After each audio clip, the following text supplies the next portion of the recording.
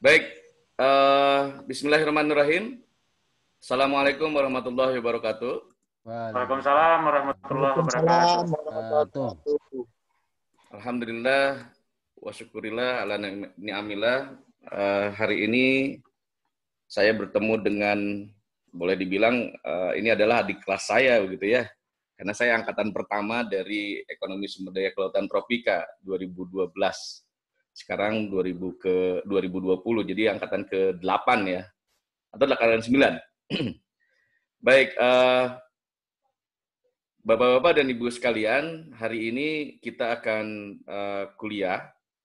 Saya diminta untuk menggantikan Pak Luki, ya, Pak Luki Adrianto, yang semestinya bisa memberikan kuliah kelima terkait dengan Ecological Economics of Coral Reef Ecosystems. Saya disampaikan bahwa kuliah ini sudah 4 kali bertemu, diawali dengan ininya seperti ini nih. Nah, diawali dengan Ecological Economic Approach, kemudian Ecological Economic of Coastal Ecosystem Services, Theory and Approach, kemudian Ecological Economic of Mangrove Ecosystem, terakhir katanya Ecological Economic of Seagrass Ecosystem ya. Nah, sehingga saya diminta untuk memberikan sharing terkait dengan Ecological Economics of Coral Reef Ecosystem. Pada dasarnya, nanti konten dari Ecological Economic of Coral Reef itu tidak akan mungkin tidak berkaitan dengan dua ekosistem penting lainnya di wilayah pesisir dan laut. Baik, sekilas Bapak dan Ibu sekalian, rekan-rekan sekalian, ya. Ini adalah kurikulum vitae saya. Kebetulan kalau bisa dilihat kan 2005 saya sekolah S2, selesai begitu dari Ekonomi Sumber Daya Kelautan Tropika. Dulu namanya Ekonomi Sumber Daya Kelautan Tropika. Lalu saya juga selesai promosi 2017 di Ekonomi Sumber Daya Kelautan Tropika. Guru-guru saya ya Pak Profesor Tridoyo, pembimbing saya yang pertama. Kemudian untuk di S3-nya, pembimbing kedua, salah satunya adalah Pak Luki. Itu sekilas terkait dengan kurikulum vitae saya. Baik, Bapak dan Ibu sekalian, saya disampaikan, Prof. Tridoyo menyampaikan bahwa katanya ya, tidak semua mahasiswa doktor di Ekonomi Sumber Daya Kelautan Tropika itu terkait dengan keilmuan di bidang perikanan dan kelautan seperti itu. Walaupun kalau saya lihat kalau teman-teman dari KKP kan sudah pasti mengetahui dengan baik begitu terkait dengan ekosistem pesisir dan laut. Dan saya yakin juga mungkin Pak Luki sudah menyampaikan beberapa karakteristik ekosistem pesisir dan laut yang terkait dengan kuliah ini. Namun demikian, sebagai sebuah runutan dari materi, saya akan tetap menyampaikan apa itu yang dinamakan dengan reef, gitu, coral reef dan sebagainya, sampai kepada bagaimana membuat pola ecological economic dari terumbu karang ini bisa dibangun dasarnya. Ini hanya ini saja, Bapak dan Ibu sekalian, sekilas bahwa memang terumbu ini adalah bagian dari karang, ya, yang dihasilkan oleh karang sebetulnya. Kemudian dia membentuk sebuah terumbu. Nanti di situ juga bisa berkolaborasi dengan adanya alga dan alga berkapur dan organisme lainnya yang mengeluarkan kalsium karbonat sehingga membentuklah dia terumbu.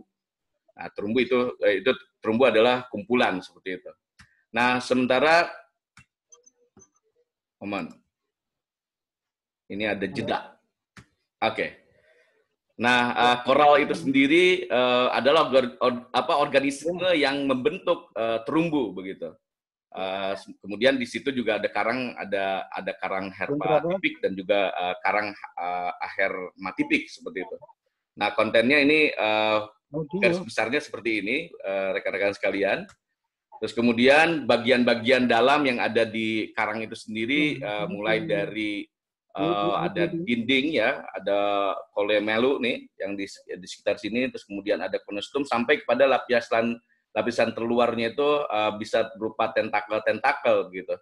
Ya, kemudian ada dia juga punya rongga mulut dan sebagainya sebagai alat untuk feeding. Nah, sekali lagi banyak orang terjebak melihat keindahan alam yang ada di bawah air itu sebagai hutan air begitu. Padahal kita tahu bahwa memang karang itu adalah hewan. Lalu ini adalah sekilas namanya coral reef secara keseluruhan ya. Ada berbagai macam biota yang kemudian berasosiasi dengan keberadaan ekosistem terumbu karang. Dengan terumbu karang sehingga membentuk sebuah ekosistem yang dinamakan dengan ekosistem terumbu karang. Nah, dan kemudian dari banyak sekali juga aktivitas kegiatan yang kemudian bisa dimanfaatkan oleh kita untuk memanfaatkan keberadaan ekosistem terumbu karang ini, baik dengan penyelaman maupun juga snorkeling dan sebagainya. Nah, ada beberapa tipe Bapak-Bapak dan Ibu sekalian terkait dengan terumbu karang ini. Ada fringing reef, kemudian ada barrier reef, dan juga ada atolls ya. Nah, apa itu fringing reef? Fringing reef seperti ini, Bapak dan Ibu sekalian ya. Bentuknya ada seperti gunung, kemudian yang menyembul ya, seperti gunung lah, memang betul. Terus kemudian di sekelilingnya itu ada terumbu fringing reef ya, terumbu tepi, karang tepi. Terus kemudian ada barrier, namanya barrier reef, itu juga sedikit ada menyembul begitu, pulau-pulau biasanya ini.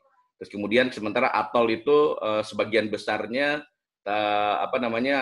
dikelilingi oleh atol yang mengelilingi sebuah daratan seperti itu.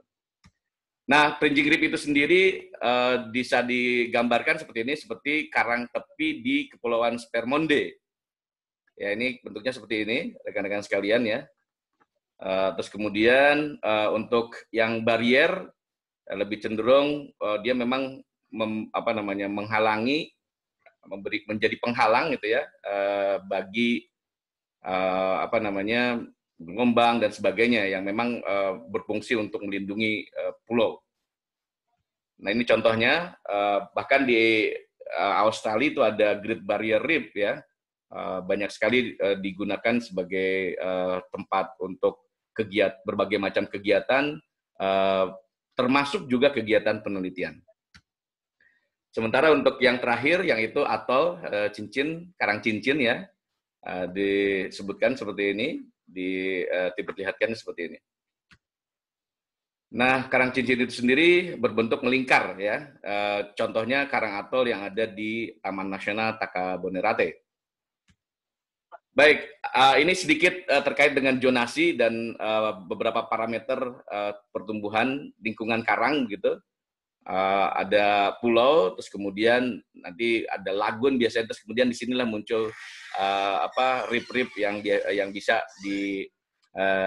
yang bisa tumbuh seperti itu. Bahkan juga ada juga yang deep yang bersifat wall rip ya. Terus kemudian parameter lingkungannya tentu saja dia penting untuk mendapatkan matahari, terus kemudian suhu, salinitas, kedalaman sampai dengan cahaya. Nah, di dalam ekosistem terumbu karang ini juga ada coral reef food web, bahwa memang di dalam ekosistem tersebut ada plankton, baik phytoplankton ataupun zooplankton yang kemudian dia dimanfaatkan oleh sebagai prey bagi para predator kecil dulu begitu. Tapi kemudian predator kecil ini kemudian jadi prey juga untuk predator yang lebih besar seperti itu. Maka hubungan predator prey terjadi juga di sekitar ekosistem terumbu karang. Nah, rekan-rekan sekalian, dapat dilihat bahwa memang ada interaksi antara ekosistem terumbu karang dengan perikanan. Ini sesuai saja dengan apa yang disampaikan oleh diadopsi dari Adrianto 2013 bahwa karena ada ikan yang kemudian bisa dimanfaatkan oleh nelayan. Nah, memang ada keterkaitan begitu. Dan inilah yang kemudian rekan-rekan sekalian, valuasi ekonomi bisa dijalankan dengan salah satu metodenya, yaitu ada change of productivity, atau bahasa yang biasa digunakan keumumannya ya adalah effect on production gitu. Nah, misalnya seperti ini, di dalam ekosistem terumbu karang dalam hal ini ada fish stock terkait dengan struktur umur, kemudian juga kelimpahannya, terus kemudian ada terjadi predator prey, ya, kemudian ada juga interaction among all species, ya, antar spesies biotik yang ada di sekitar ekosistem terumbu karang. Di samping juga tentu saja ada non-living environment. Ya, tentu saja ini salah satu pengetahuan kita bahwa memang ekosistem adalah hubungan timbal balik antara lingkungan biotik dan juga lingkungan abiotiknya. Nah, rekan-rekan sekalian, dari ekosistem ini itu biasanya dia memberikan spillover, ya. Makanya kenapa kemudian ketika kawasan konservasi itu dijadikan sebagai tempat perlindungan begitu, yang tidak boleh dimanfaatkan, preserve gitu ya. Maka kenapa kemudian ada konteks spillover yang bisa dihasilkan oleh keberadaan kawasan tersebut? Karena memang seperti itu, bahwa dari hasil proses spawning ya, terjadi di situ perkembangbiakan, kemudian di situ ada proses predator prey begitu, terus kemudian dia akan bisa membesar dan sebagainya, sampai suatu ketika bisa saja dia penuh, kemudian dia pergi ke tempat yang ekosistem yang lain gitu, atau terumbu yang lain. Nah, tentu saja ini sedikit juga gambaran kepada kita ketika kita punya akuarium misalnya diisi dengan 5 ekor jantan ikan hias misalnya, terus kemudian 5 ekor betina, kemudian dibiarkan tanpa tetap diberi makan, tapi kemudian dibiarkan tanpa ada proses ketika terjadi perkembangbiakan itu, suatu ketika dia akan penuh begitu. Dan disitulah full carrying capacity yang mestinya kemudian bisa dimanfaatkan atau dipindahkan begitu. Kalau bahasa di akuarium kan pindahkan tuh. Tapi kalau terjadi di alam, poolnya mereka itu cenderung akan membuat ikan-ikan yang lain itu minggir atau mencari ekosistem yang lain. Nah, ketika keluar, tentu saja itu dewasa, kemudian itu bisa ditangkap oleh nelayan, yang kemudian rekan-rekan sekalian, penangkapan yang dilakukan oleh fishing airport, ya, dengan ada struktur armadanya, kemudian alat tangkapnya, sampai ke durasinya, sehingga menyebabkan besarannya itu ada begitu ya, kuantitasnya ada yang ditangkap. Nah, besaran kuantitas yang ditangkap tersebut tentu saja itu akan sangat berkaitan dengan adanya demand ya, dari konsumer begitu, dari pelanggan, sehingga ada terjadi proses transaksi di situ dan ada uang di dalamnya. Maka kenapa kemudian konteks ekosistem bisa menghasilkan perikanan itu adalah bagian dari jasa ekosistem yang dihasilkan oleh sebuah ekosistem. Nah, kita bicara tentang terumbu karang berarti memang bahasanya ekosistem dari terumbu karang. Tentu saja jenis-jenis ikan itu akan sangat tergantung dari jenis ekosistemnya. Nah, karena ekosistem terumbu karang ada beberapa jenis ikan yang memang berafiliasi dengan keberadaan terumbu karang tersebut. Kalau kemarin Dr. Lucky pernah menyampaikan terkait dengan ada SRI begitu, Seagrass Resident Index. Nah, kita juga bisa bangun sebetulnya model ada Coral Resident Index. Tentu saja konteksnya akan sangat terlihat dari sini. Ini buktinya bahwa ada keterkaitan antara ekosistem dengan fisheries. berdasarkan De La Torre Castro tahun 2014, dia melakukan penelitian di Chuaca Village, ya. Dia menyatakan bahwa memang coastal ecosystem sebagai sebuah habitat, dia mempunyai kemampuan untuk memberikan supporting, ya, memberikan jasa pendukung untuk ketersediaan ikan yang bisa ditangkap oleh nelayan. Nah, tentu saja akan terlihat bagaimana pola hubungan antara ekosistem koral, ekosistem seagrass, dan juga ekosistem mangrove dengan keberadaan aktivitas nelayan yang menangkap ikan begitu. Kita lihat Bapak dan Ibu sekalian, koral hasil tangkapan di sekitar ekosistem Chuaca, desa Chuaca ini itu kedua terbesar setelah seagrass. Nah, tentu saja ini akan menjadi sedikit pertanyaan, tentu saja, kenapa kok bisa seagrass itu lebih banyak hasil tangkapannya? Karena memang rekan-rekan sekalian begitu, seagrass ini sangat penting begitu ya bagi ekosistem, karena dia menjadi daerah transisi bagi hilir mudiknya, bagi bertemunya ikan-ikan atau biota yang berinteraksi antara ekosistem penting yang ada di wilayah pesisir dan laut, dalam hal ini terumbu karang, mangrove, dan juga padang lamun itu sendiri. Nah, artinya bahwa ada ikan yang kemudian hilir mudik begitu dari karang mau ke arah ke arah mangrove begitu, ke arah pesisir, tentu saja akan bertemu dengan seagrass. Karena seagrass juga produktivitas primernya sangat luar biasa besar juga, sehingga makanan dan juga tempat bermain untuk ikan-ikan yang masih kecil itu sangat besar. Maka kenapa tidak kita bisa mengherankan bahwa ada ikan-ikan yang ketika kita tangkap ternyata sama juga, ada juga di sekitar terumbu karang misalnya yang di seagrass, ya. Terus kemudian ada juga yang di mangrove. Contoh misalnya kakap. Kakap merah itu cenderung di terumbu karang, tapi dia juga berafiliasi dengan seagrass. Demikian juga baramundi misalnya, kebanyakan dia di sekitar mangrove, tapi juga bisa ditemukan di seagrass. Inilah yang dinamakan dengan kemudian masa transisi. Nah, koral dalam hal ini, rekan-rekan sekalian, tentu saja kita bisa setting sedemikian rupa, ada yang dinamakan dengan coral resident index. Pertanyaan saya adalah begini, rekan-rekan kemarin disebutkan atau diberikan pengetahuan bahwa resident index itu seperti apa? Siapa? Ada yang tahu tentang resident index? Rekan-rekan? Baik, resident index itu sebetulnya koefisien, ya, yang menyatakan bahwa kalau dia itu resident indeksnya lebih besar daripada 0,5, berarti dominan ikan tersebut memang berada di sekitar wilayah wilayah ekosistem tersebut.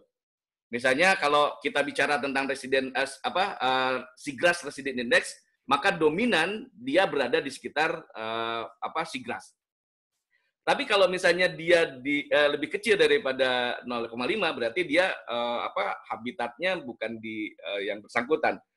Oleh karena itu dengan teorema yang sama, mestinya kita juga bisa mengeluarkan tuh untuk yang koral ini coral resident index, karena secara teoretikal sama begitu, bisa kita bangun model seperti itu.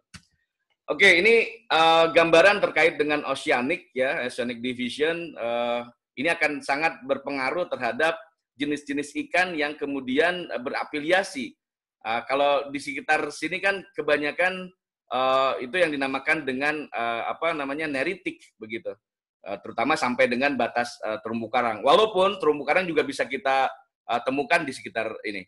Nah, konteks ini ternyata berkaitan juga dengan adanya ikan-ikan yang bisa kemudian keberadaannya disesuaikan dengan oceanic division ini. Nah, kita bisa lihat rekan-rekan sekalian, ini hadir di sini seperti ini, ya, hampir mirip. Jadi kebanyakan nutrien itu datangnya ada di sekitar wilayah neritik berarti. Terus kemudian dari neritik berarti kan di sekitar mangrove, kemudian seagrass, kemudian mendekati ke arah terumbu karang begitu. Maka kemudian nanti setelah area terumbu karang, seagrass dan terumbu karang tersebut ada juga yang kemudian berasosiasi. Itu ada squid, ada teri dan sebagainya. Lalu kemudian ada ikan yang lebih besar lagi dari sisi pelagic system seperti itu. Nah, ini gambaran tipe perikanan terkait dengan divisi oceanic. Nah, oleh karena itu, rekan-rekan sekalian, sekali lagi, ketika kita melihat ada keterhubungan antara ekosistem dengan perikanan, tentu saja tidak akan mungkin kita tidak berpikir bahwa ada keterkaitan dengan kesejahteraan manusia. Nah, kesejahteraan manusia ini bisa diperoleh bila mana ada interaksi. Nah, bentuk interaksi ini, apa yang diinteraksikan? Yaitu jasa ekosistem, gitu. Nah, ini berdasarkan Constanza et al. Tahun 2014, dan juga saya sadur di dalam disertasi dan juga di dalam jurnal di Ecological Economics, seperti itu. Nah, ini gambaran besar bahwa memang interaksi inilah yang kemudian kita coba cari bagaimana menghitung nilai sumber daya dengan memanfaatkan sistem sosial ekologi seperti itu. Nah, interaksi yang lain rekan-rekan sekalian antar ekosistem sumber daya pesisir dan laut juga ada pola interaksi begitu. Tadi sudah saya sampaikan bahwa memang Lamun ini merupakan daerah transisi transit gitu ya, transit dari beberapa jenis ikan begitu. Baik dari mangrove ke sini, ke arah laut, maupun dari terumbu karang ke arah pantai. Lalu kemudian interaksi yang lain bisa terlihat di sini ada interaksinya bentuknya fisik, bisa bahan organik terlalut, bisa bahan organik partikel, migrasi fauna, sampai kepada dampak manusia. Nah, Bapak dan Ibu sekalian, dengan melihat berbagai macam pola pemanfaatan dan juga fungsi yang ada, maka kita akan bisa lihat salah satu manfaatnya adalah sebagai pelindung pantai ya, baik misalnya dalam konteks fringing reef ataupun misalnya atol ataupun barrier. Nah, tadi juga tentang disebutkan tentang habitat ikan begitu. Ada pola interaksi dari ekosistem terumbu karang ini bisa memberikan manfaat kepada nelayan kita dalam hal ini sejumlah ikan dan juga biota lain, termasuk lobster misalnya atau gurita dan sebagainya. Nah, di samping yang lain adalah peran fungsional dari daur biogeokimiawi ya, yang membentuk kemudian bisa menghasilkan nutrien dan sebagainya. Lalu kemudian ada sumber keanekaragaman hayati sampai kepada ada wisata bahari dan pendidikan. Nanti kita bahas secara keseluruhannya nomenklatur bagaimana kita melihat jasa dan barang dan jasa yang dihasilkan oleh ekosistem terumbu karang. Nah, ada selain benefit juga ada ancaman sebetulnya yang sangat nyata, termasuk diantaranya adalah reklamasi pantai yang terjadi selama ini kan kita tidak memasukkan unsur ini sebagai salah satu kerugian lingkungan akibat dampak dari sebuah aktivitas yang kemudian berpengaruh terhadap keberadaan ekosistem terumbu karang. Nah, beberapa hal yang kemudian sekarang ini seringkali gitu ya ditangani adalah adanya vessel grounded begitu. Saya kebetulan sering diminta oleh KLHK dari sejak tahun 2017 sampai dengan sekarang untuk menjadi ahli mereka dalam rangka penghitungan nilai kerugian lingkungan hidup akibat tabrakan tabrak kapal begitu. Nah, selain reklamasi pantai, terus kemudian juga ada penambangan, ada pencemaran, sampai juga pemanasan global yang ini tidak bisa dinafikan begitu terjadi, sehingga menimbulkan bleaching dan sebagainya, dan kemudian pada akhirnya akan membuat ekosistem terumbu karang rusak. Nah, rekan-rekan sekalian, seperti diketahui bersama bahwa ada pola interaksi ketika satu habitat rusak, maka dia akan membuat habitat yang lain juga rusak begitu. Dan inilah circle yang kemudian memperlihatkan kepada kita gambaran bahwa interaksi habitat satu dengan yang lainnya itu bisa saling menguatkan atau bisa saling menghancurkan begitu. Contoh misalnya terjadi perusakan habitat mangrove, tentu saja akan membuat fungsinya dia sebagai perekat sedimen itu berkurang sehingga menghasilkan peningkatan sedimen dan polusi yang menuju ke arah seagrass. Kemudian tentu saja tadi kan disebutkan bahwa ekosistem seagrass itu berhubungan erat dengan perikanan dan juga pasti ada pariwisata di situ di dalamnya. Terus kemudian dia akan menghasilkan sebuah decreasing benefit to fishery dan akhirnya menyebabkan kesejahteraan menurun. Ketika kesejahteraan menurun, dia harus para nelayan harus berpikir untuk bisa mendapatkan hasil yang baik agar supaya bisa memenuhi cost-nya. Maka kemudian dia bisa saja menggunakan beberapa alat tangkap yang kemudian bisa merusak. Nah, perusakan itu tentu saja berdampak negatif terhadap habitat sehingga bisa menimbulkan destruksi. Ya. Nah, tentu saja destruksi semakin terjadi, dia juga akan berdampak terhadap habitat loss dari ekosistem terumbu karang. Salah satu yang dua hal contohnya adalah bahwa habitat terumbu karang itu salah satu fungsinya adalah sebagai coastal protection. Bisa dibayangkan ketika terjadi kerusakan, maka dia akan hilang fungsinya sebagai pelindung, maka akan terjadi peningkatan abrasi dan pada akhirnya akan menyebabkan habitat mangrove juga terdestruksi juga seperti itu. Demikian juga terkait dengan coral reef yang sebagai primadona untuk orang berkunjung datang melakukan selam ataupun snorkeling sehingga terjadi penurunan penurunan pendapatan dari nelayan ataupun dari provider pariwisata yang ada di daerah. Contohnya misalnya di Raja Ampat yang notabene saat ini tentu saja sangat luar biasa terdampak dengan adanya pandemi ini misalnya salah satunya, walaupun tidak langsung begitu ya, bukan kerusakan habitat tapi akibat pandemi begitu. Tentu saja dia akan menyebabkan penurunan turis ya, sehingga menyebabkan penurunan income. Nah, ini gambaran besar bagaimana keterkaitan satu dengan yang lainnya itu bisa saling menguatkan dan juga bisa saling menjatuhkan sehingga pada akhirnya nilai sumber daya dari ekosistem terumbu karang juga bisa mengalami dinamika begitu. Nah, rekan sekalian, konteks coastal and marine ecosystem ini bisa dilihat ada kemampuan dari sumber daya pesisir dan laut untuk menyediakan makanan, tadi perikanan begitu melalui penangkapan atau budidaya, kemudian ada recreational opportunities begitu ya, baik dengan menggunakan fishing ataupun diving dan juga swimming misalnya. Ada juga dia regulasi dengan shoreline protection sampai kepada sequester carbon gitu, tapi itu lebih cenderung diberikan oleh ekosistem mangrove dan juga ekosistem lamun. Sementara ekosistem terumbu karang itu debatable gitu, carbon sequester itu debatable. Tapi pada prinsipnya ekosistem terumbu karang itu sendiri mempunyai komponen 4 klasifikasi utama dari sebuah jasa ekosistem. Kita akan sampai ke sana.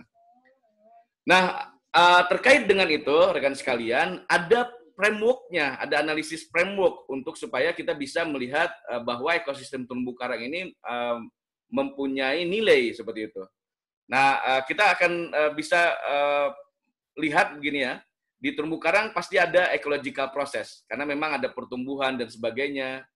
Tadi kan karang kemudian berkumpul, menyatu, membentuk reef, terumbu begitu, sehingga akibat perkumpulan ini menjadilah dia ekosistem.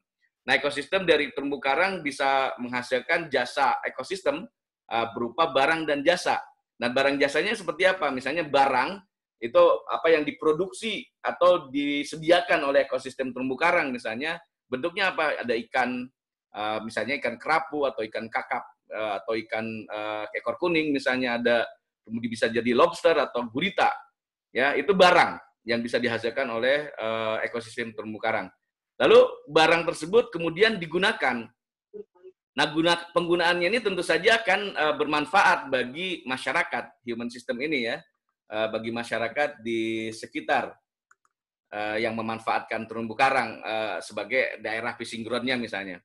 Lalu kemudian kalau dia overuse, maka dia akan menghasilkan sebuah permasalahan begitu. Yang notabene kalau permasalahan ini tidak diantisipasi, maka dia akan berdampak terhadap proses-proses ekologi dari terumbu karang, dan di sisi lain bisa juga langsung berdampak terhadap pengurangan dari jasa ekosistem yang dihasilkan oleh terumbu karang itu sendiri. Nah, oleh karena itu, dari problem ini tentu saja itu akan menimbulkan cost-nya. Makanya kenapa kemudian Indonesia yang dikenal sebagai Coral Triangle dunia, yang 60% wilayahnya merupakan 60% terumbu karang itu ada di Indonesia, itu perlu core map misalnya salah satunya. Ya, untuk direhabilitasi agar supaya bisa dikembalikan fungsinya untuk bisa memberikan manfaat. Nah, itu kan sebetulnya cost yang kemudian bisa dihadirkan untuk melakukan konten rehabilitasi. Padahal kalau tidak ada problem, tentu saja tidak akan ada kegiatan ini yang kemudian kegiatan restorasi juga tidak dilakukan. Nah, rekan-rekan sekalian, konteks inilah yang kemudian valuasi ekonomi bisa dijalankan dengan mencoba untuk melihat bagaimana pola hubungan antara kebutuhan manusia yang dapat disediakan oleh ekosistem terumbu karang dalam bentuk good and services. Seperti itu. Nah, sementara di Coral Reef itu sendiri, dia punya Coral Habitat Index misalnya. Salah satunya misalnya Coral Habitat Index dalam konteks perikanan. Jadi ikan-ikan tertentu bisa kita coba untuk dicari apakah dia punya range antara 0,5 sampai dengan 1. Kalau dia punya range lebih besar daripada 0,5, maka dia sudah dipastikan secara dominan hidupnya adalah di sekitar terumbu karang. Tapi kalau misalnya dia sampai dengan ke 1, maka sepanjang hidup dia hanya hidup di sekitar ekosistem terumbu karang. Seperti itu. Lalu Bapak dan Ibu sekalian, bagaimana kemudian kita menghitungnya? Coral Reef ini bisa dihitung sebagai sebagai sebuah ekosistem yang bisa menghasilkan nilai uang begitu.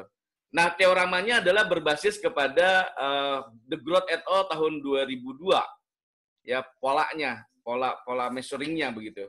Walaupun saya gunakan juga hal yang sama dari Costanza et al. Tahun 1997. Nah, sementara teknik-tekniknya sudah berkembang sejak lama, sejak tahun 47 seperti itu.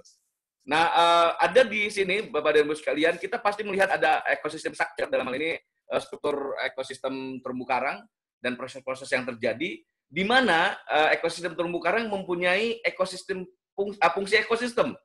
Ya, ada 4 komponen fungsi ekosistem yang kemudian akan jadi klasifikasi jasa ekosistem kita. Ya, yang pertama adalah regulating ya, bahasanya regulating services, jasa pengaturan, baik regulating dengan dari nomenklaturnya De Groot et al. Ini, atau juga bisa juga di Costanza sama namanya juga regulating service. Kalau MEA, Millennium Ecosystem Assessment, juga sama menyatakan itu regulating services.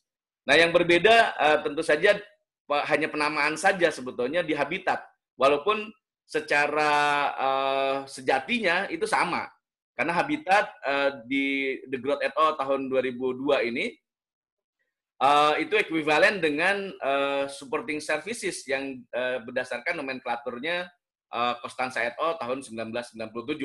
Walaupun kemudian di dunia umumnya itu namanya itu tetap supporting services seperti itu. Lalu kemudian ada production. Production itu sama dengan provisioning services kalau di Costanza et al. Atau di UNEP atau di Millennium Ecosystem Assessment. Nah, terakhir adalah information. Nah, information berdasarkan De Groot et al. Ini ternyata sama juga dengan culture service namanya. Culture services yang dihasilkan oleh keberadaan terumbu karang dalam hal ini. Nah, rekan-rekan sekalian, dari 4 fungsi ini, tentu saja dia akan menghasilkan sebuah jasa dan barang, ya, jasa dan barang dari ekosistem yang bersangkutan, dalam hal ini terumbu karang. Nah, jasa dan barang yang dihasilkan tadi saya sudah bahas di awal begitu, itu kemudian bisa dimonetarisasi, ya, baik dengan berdasarkan ecological sustainability untuk menghasilkan nilai ekologi, kemudian ada berdasarkan kesamaan, ya, dan juga persepsi budaya untuk menghasilkan nilai sosial budaya. Kemudian terakhir adalah nilai ekonomi yang berbasis kepada efisiensi dan juga cost effectiveness, ya, efektivitas biaya. Ketiga nomenklatur ini, ecological value, socio-culture value, dan juga economic value, tentu saja digabung kemudian menghasilkan sebuah nilai yang dinamakan dengan total value.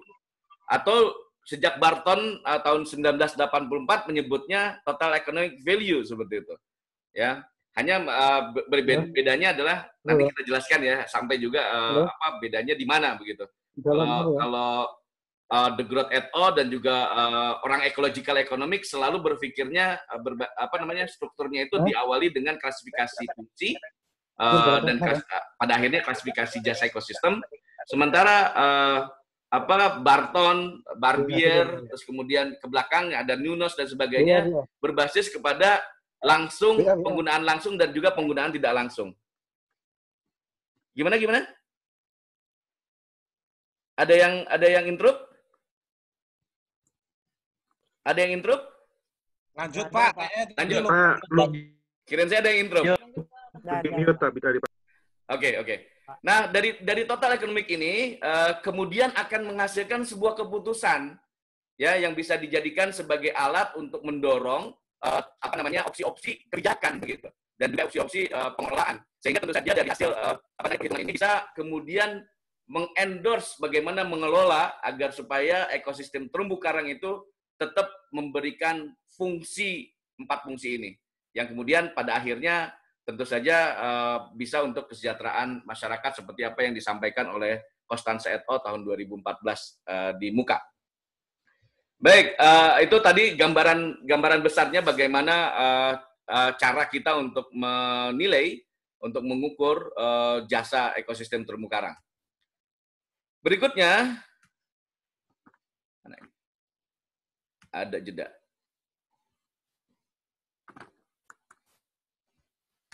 Oke. Nah, ini yang tadi saya sampaikan, how to measure the coral ecosystem services. Pertama, berbasis kepada Barton, ya. Ini saya ambil karena memang gambarnya itu punya saya sebetulnya. Ya, ada total economic value, ya, terdiri dari use value dan non-use value. Nah, inilah yang kemudian dari use value ini ada direct use value, ada indirect use value, ada option value. Sementara dari non-use value ada big waste value dan juga essential value. Kita lihat bagaimana interaksi antara jasa, ya, manfaat dalam hal ini, benefit, dengan metode penilaiannya. Jadi manfaat misalnya rekreasi, rekan-rekan sekalian, seperti tamasya, memancing, berenang, itu bisa dinilai dengan menggunakan pendekatan yang dinamakan dengan travel cost, biaya perjalanan. Jadi memang ini hanya digunakan untuk bagaimana menilai rekreasi. Lalu ada juga bisa menggunakan contingent valuation, CVM, ya, untuk rekreasi ini. CVM selain untuk CVM ini selain untuk rekreasi juga bisa digunakan untuk yang lain, lebih banyak bisa digunakan seperti itu, karena dia sifatnya adalah bagaimana membuat pasar bayangan seperti itu, artificial market. Terus kemudian ada fungsi ekosistem, misalnya seperti pengaturan komposisi kimia lokal dari perairan, maka dia bisa didekati dengan production function, ya, atau productivity pinner misalnya, ya. Konteksnya atau yang dinamakan dengan EOP biasanya, ya, effect on production, atau ada upwarding behavior misalnya, ada juga hedonic pricing misalnya. Kita tahu salah satu kegunaan dari hedonic pricing itu adalah untuk menghitung nilai sebuah rumah, apakah dia berbeda rumah yang menghadap ke pasar dengan rumah yang menghadap ke taman? Tentu saja pasti berbeda. Karena ada istilah, ada taman itu sebagai sebuah fungsi yang bisa menghadirkan nilai lain dibandingkan dengan nilai pasar misalnya. Nah itu terus bagaimana dengan hotel? Menentukan nilai kamar, apakah dia berbeda kamar yang menghadap ke laut dengan kamar yang menghadap ke dinding misalnya. Maksudnya ke dinding itu berarti ke bangunan begitu ya. Dia tertutupi tidak melihat pantai. Tentu saja berbeda. Ya biasanya yang menghadap ke pantai itu dibuat segmentasi price-nya untuk orang-orang yang memang berkeinginan untuk ke sana. Nilainya pasti akan berbeda. Lalu kemudian ada option value, rekan-rekan sekalian. Ada jaminan mendapatkan aset yang selalu ada. Seperti misalnya kunjungan di masa depan, genetik masa depan, manipulasi genetik, dan sebagainya. Nah tentu saja cara satu penilaian yang sangat memungkinkan untuk diambil adalah berdasarkan contingent valuation. Seperti itu. Lalu ada bequest value, warisan, bisa dengan contingent valuation, existence value, keberadaan, juga bisa dengan travel cost.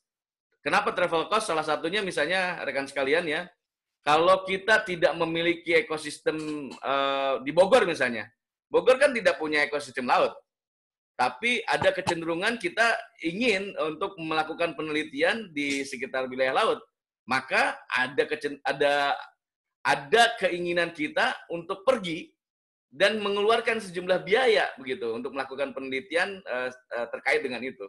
Maka disitulah bisa dinyatakan sebagai biaya perjalanan untuk melakukan penelitian. Di samping juga contingent valuation. Itu gambaran sedikit terkait dengan bagaimana menghitung berdasarkan yang selama ini ada. Nah, Costanza tahun 97 dilanjutkan juga The Growth et al. 2002, lalu mereka masing-masing mengupdate sendiri tahun 2000. Costanza misalnya mengupdate 2014. Sementara The Growth et al. Mengupdate 10 tahun kemudian dari papernya dia 2012 misalnya. Nah hasilnya dia membuat apa yang dinamakan dengan valuasi jasa ekosistem. Nah rekan sekalian, kita tahu bahwa ketika kita mau melihat bagaimana pola kemudahan dan juga kesulitan dalam melakukan sebuah penilaian dengan menggunakan teknik-teknik terkait ya, tentu saja ada yang mudah, ada juga yang sulit. Nah berdasarkan Adrianto ini ternyata yang paling mudah untuk diambil itu adalah harga pasar. Walaupun rekan sekalian harga pasar itu mudah memang, tetapi ketika melakukan penilaiannya, maksudnya analisisnya itu lebih sulit dibandingkan dengan WTP misalnya, artificial market. Karena apa? Karena kalau di sini, kalau artificial market, ketika melakukan analisisnya itu hanya untuk memperlihatkan apakah apakah model yang dibangun itu atau misalnya hasil estimasinya itu bisa dibuktikan oleh kebenaran dari struktur dari kondisi sosial ekonomi orang yang melakukan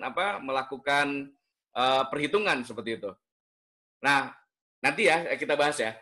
Nah, sementara kalau yang di harga pasar itu kan langsung kita terima berapa harganya, berapa kemudian dia mendapatkan hasil dari keberadaan ekosistem terumbu karang. Tapi kemudian harus melalui proses yang panjang. Kalau ini tinggal di rata-rata saja. Kalau di artificial market ini, di contingent valuation, itu harus hanya melakukan rata-ratanya. Walaupun rata-ratanya apakah bisa dipertanggungjawabkan apa tidak, valid dengan kita lihat modelnya, seperti itu. Nah, ini bedanya. Sulit dalam konteks apa ternyata? Ternyata konteksnya adalah menghasilkan nilainya. Karena terus terang saja ketika kita mendapatkan nilai dari masyarakat dalam hal ini, range-nya terlalu luar biasa huge begitu. Ada yang besar sekali, ada yang rendah sekali, bahkan bisa sampai 0 begitu. Sehingga konteksnya harus setting sedemikian rupa bahwa gambaran market hipotetik yang kita buat itu harus betul-betul sesuai dengan apa yang diinginkan oleh kita agar mereka memberikan nilainya itu berbasis kepada karakteristik sosial yang dimiliki oleh masing-masing responden. Nah, itu bedanya. Nah, sekali lagi, mudah dan sulit ini lebih cenderung bagaimana mendapatkan datanya, bukan dalam konteks menganalisis. Ya. Nah, Bapak dan Ibu sekalian, UNEP tahun 2014 kemudian membuat sebuah guidance bagaimana memonitori menghitung nilai jasa ekosistem ini dengan berbagai macam teknik begitu, berbasis kepada basis moneter begitu. Nah, dia buat ada approach tekniknya seperti apa. Kemudian ada deskripsi, contohnya seperti apa. Ini rekan-rekan sekalian bisa cari ya di UNEP tahun 2014 ini, misalnya supply base, basisnya production function misalnya, terus kemudian basis market, ada market price, travel cost, hedonic, kemudian cost base, misalnya replacement cost, mitigating and upperting adventure dan sebagainya. Nanti dilihat sendiri ya, dicari begitu. Bagaimana perbedaan antara satu dengan yang lainnya. Lalu kemudian teknik yang lain ada demand based non market gitu, ada contingent valuation atau choice experiment. Lalu terakhir adalah dengan value transfer. Rekan sekalian, value transfer ini memang secara ilmiah ya memerlukan justifikasi yang sangat luar biasa kuat begitu agar supaya tidak bias. Karena begini, misalnya nilai ekonomi sumber daya mangrove di Pulau Jawa ya itu tidak akan sama dengan di Pulau Kalimantan misalnya. Bahkan jangan jauh-jauh antara di Jawa misalnya di Indramayu dengan di Cirebon tentu akan berbeda. Nah, ini kecenderungan ini bisa berbasis kepada ekologinya atau juga kemampuan masyarakatnya untuk dalam konteks pemanfaatan dan pengetahuan dari ekosistem mangrove misalnya. Nah, tentu saja rekan sekalian, ketika kita menggunakan benefit transfer ini harus betul-betul memperhatikan pertama karakteristik ekologi, yang kedua adalah karakteristik ekonominya. Oleh karena itu dalam konteks ini mereka membuat ada 3 bentuk, ada unit value, namanya point benefit point transfer namanya, ya, yang ditransfer itu hanya nilai benefitnya. Jadi misalnya nilai ekonomi di sini 1 juta per hektar, 1 juta per meter persegi misalnya, maka ditransfer menjadi nilai di tempat yang lain sama 1 juta, seperti itu. Tapi kalau yang sebenarnya itu harus ada melalui proses yang dinamakan dengan justifikasi berbasis kepada purchasing power parity misalnya. Lalu ada yang dinamakan dengan WTP function atau bisa dibilang benefit function transfer. Jadi memang hanya fungsinya, misalnya seperti ini. Fungsi di Indramayu setiap misalnya fungsinya adalah seperti ini. Y-nya itu adalah produksi ikan. Kemudian X-nya itu adalah luasan mangrove misalnya. Nah, luasan mangrove misalnya Y sama dengan A ditambah BC misalnya. BM misalnya. Nah, B-nya ini koefisien dari keberadaan ekosistem mangrove. Jadi kalau misalnya kita mau melihat seberapa besar nilainya, maka tinggal masukkan luasannya. Atau misalnya fungsinya dia sebagai penyedia ikan misalnya. Ternyata catch-nya itu sama dengan A ditambah alpha M misalnya. Nah, ternyata setiap luasan mangrove itu bisa memberikan kontribusi terhadap kehadiran ikan atau udang misalnya sebesar sekian. Nah, fungsi itulah yang kemudian ditransfer di tempat yang lain. Nah, biasanya Bapak-bapak dan Ibu sekalian, ini yang lebih memungkinkan untuk ditransfer. Walaupun kemudian kita perlu sekali lagi ada justifikasi, terutama dalam konteks kualitas misalnya. Kualitas sumber daya mangrove itu sendiri misalnya. misalnya kita menggunakan INP. Tapi terus terang ini butuh butuh penelitian lagi. Nah, yang lebih berkembang lagi adalah meta analisis. Kita memerlukan big data ini dengan mengumpulkan seluruh data yang ada di seluruh dunia, dan itulah yang dilakukan oleh Costanza et al. Dan juga De Groot et al. Ini untuk menghasilkan nilai estimasi dari masing-masing sumber daya yang ada di dunia. Kalau Costanza membuat ada 17 bioma namanya ekosistem ya, termasuk di dalamnya adalah ekosistem mangrove, ekosistem terumbu karang, dan juga ekosistem lamun. Kemudian dia buat ya. Nanti saya sampaikan juga papernya seperti apa. Nah, itu meta analisis. Nah, ini yang harus dimiliki oleh kita semua sebagai orang yang ingin berkecimpung begitu di bidang penilaian jasa ekosistem. Ada yang dinamakan dengan The Value of the World Ecosystem Services and Natural Capital. Ini ditulis bersama Costanza ya, Robert Costanza, dengan beberapa peneliti yang lain. Termasuk ada di situ Rudolf De Groot ya, De Groot yang saya tadi sampaikan. Nah, ini tahun 97 mereka buat dia nilai seluruh seluruh dunia, bukan Indonesia, maaf, seluruh dunia, sehingga bisa ketahuan jumlah kekayaan dunia itu seberapa. Lalu bahasa yang lain adalah jurnal yang disampaikan oleh De Groot et al. Ya, De Groot, Wilson, and Bowmans ini itu adalah tipologi dari klasifikasi dan juga teknik-teknik yang bisa digunakan untuk menghitung fungsi-fungsi dari jasa dan barang yang dihasilkan oleh ekosistem begitu. Dia buatnya ekosistem secara keseluruhan ya. Nah, rekan-rekan sekalian, selain mereka, saya juga ingin nggak mau kalah begitu. Saya juga pernah membuat tulisan di Ecological Economic, tapi terkait dengan SIGGRAS ya. Di situ saya menggunakan salah satu tekniknya adalah namanya dampak ekonomi dari kawasan wisata. Dampak ekonomi dari ekosistem SIGGRAS terhadap yang berasal dari recreational fishing misalnya. Lalu kemudian yang lain adalah lesson learned on coral reef ecosystem service valuation damage due to the pesca grounded in Indonesia. Nah, saya buat ini berbasis kepada hasil dari yang sudah disepakati bersama di level datanya saya ambil dari Kementerian Gakum ya, di Gakum, Kementerian Kehutanan dan Kementerian Lingkungan Hidup dan Kehutanan. Nah, selain itu saya juga buat ini masing-masing tahun 2020 ya. Ini di IOP, kemudian yang di sini di jurnalnya Study on Claim for Compensation of Damage to Coral Reef Ecosystem due to the pesca grounded ya di Karimun Jawa. Nah, ini salah satu yang kita bisa lihat sebagai sebuah pembelajaran saja seperti itu.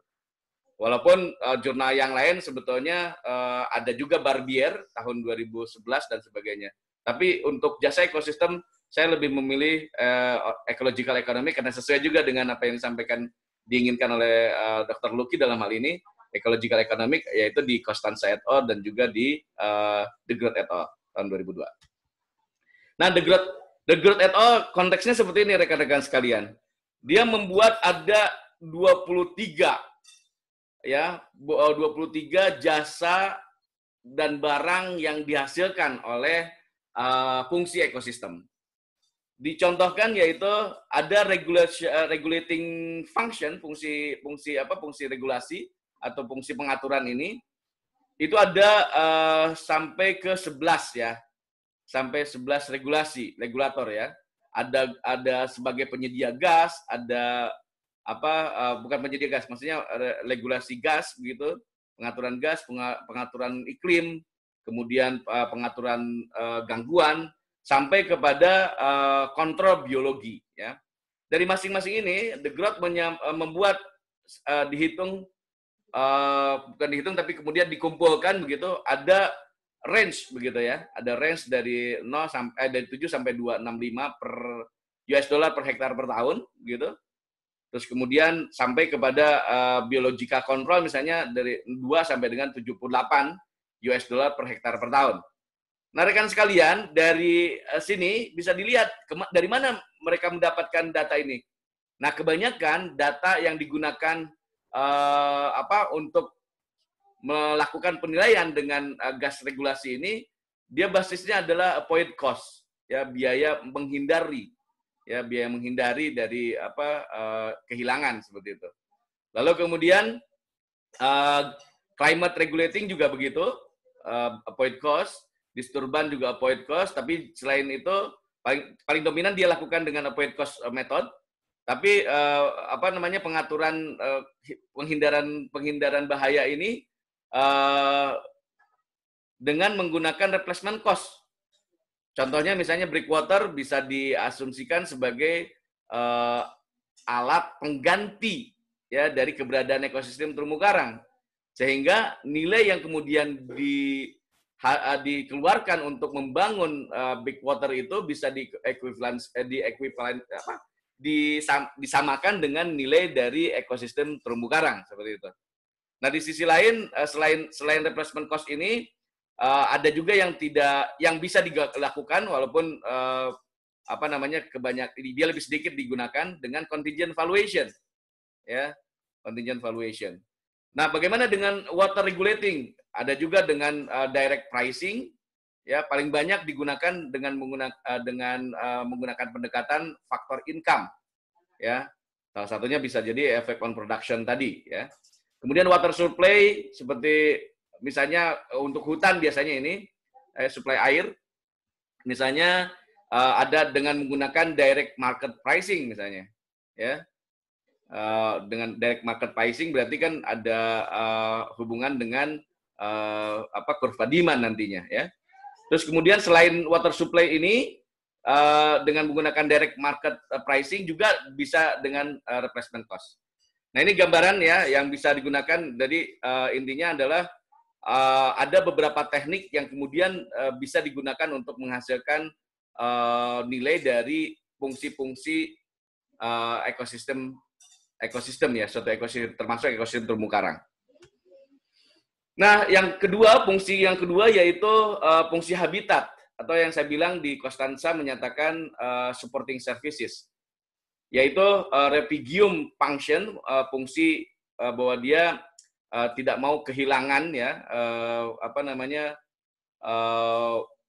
fungsinya sebagai habitat. Jadi kalau habitat itu kan akan sangat membahayakan. Jadi dia akan nanti kehilangan biodiversity dan sebagainya. Nah, range-nya dia gunakan dengan menggunakan pendekatan penilaiannya digunakan dengan menggunakan pendekatan direct market pricing. Bisa juga dengan contingent valuation. Nah, ada juga nursery function misalnya terkait dengan fungsi asuhan, kebanyakan si direct market pricing, ya. Terus kemudian itu ada dua yang dari habitat supporting services ini. Lalu kemudian ada production function. Production function diantaranya yaitu fungsinya sebagai penyedia makanan, ya. Kebanyakan menggunakan direct market pricing (EOP) ini. Kemudian ada raw material, ya, dengan direct market pricing. Nah, yang lain ada genetic resources sampai kepada ornamental resources, ya. Intinya kebanyakan untuk produksi ini tidak ada kata lain dengan menggunakan pendekatan production function, ya, atau effect on production kebanyakannya, atau faktor income dengan tadi dampak ekonomi, ya. Nah, berikutnya rekan sekalian, ada information function atau fungsi informasi, atau kalau dalam bahasa yang lain adalah fungsi sosial budaya, fungsi budaya, culture services begitu. Nah, ada aesthetic information. Nah, kita lihat pasti dengan menggunakan aesthetic information dengan menggunakan hedonic pricing, ya. Tadi saya sudah sebutkan misalnya harga rumah yang di depan taman dengan yang di depan pasar tentu akan berbeda. Lalu ada rekreasi dan tourism misalnya dengan direct market pricing bisa dengan faktor income, bisa dengan travel cost, bisa dengan hedonic pricing, bisa juga dengan contingent valuation, ya, willingness to pay, salah satunya ya, atau willingness to accept. Lalu ada culture and artistic inspiration, misalnya, ini dia tidak bisa memberikan nilainya, tetapi prinsipnya dia bisa gunakan dengan pendekatan contingent valuation. Lalu ada spiritual, misalnya, kita tahu di Indonesia banyak nih yang seperti ini ya. Bahkan di beberapa daerah gitu ya, di Mimika misalnya, itu sebagai larangan. Tapi bukan hanya di Mimika, di Jawa Barat misalnya ada hutan larangan misalnya dan sebagainya ya. Penggunaannya dengan menggunakan contingent valuation. Nah, terakhir science and education misalnya dengan direct market pricing ya. Nah, ini konteks yang bisa diperlihatkan bagaimana kemudian menghitung jasa ekosistem dari sebuah sumber daya ya, dari sebuah ekosistem berdasarkan De Groot et al. Tahun 2002. Nah, rekan sekalian, bagaimana kemudian materi yang terkait dengan ecological economics untuk terumbu karang? Ya, kemarin Dr. Lucky sudah menyampaikan terkait dengan ekosistem mangrove dan juga ekosistem padang lamun. Maka oleh karena itu saya sih menawarkan begitu ya, untuk fungsi ekosistem terumbu karang bisa juga berbasis kepada apa yang dikembangkan oleh Barbier ya, yaitu mangrove lesson learned from mangrove fishery linkages to coral fishery linkages ya. Sehingga wah, ini saya belum ganti nih. Mestinya jadi fungsi sumber daya ya dari tahun ke depan itu dipengaruhi oleh sumber daya itu sendiri ya. Kemudian dipengaruhi oleh fungsi pertumbuhan sumber daya itu sendiri, ya sumber daya ikan dalam hal ini, yang dimana dia sendiri itu sangat tergantung dari mangrove. Mestinya saya ganti nih mangrove ini dengan R. Saya ganti dulu ya, supaya ketika saya berikan bisa langsung berubah.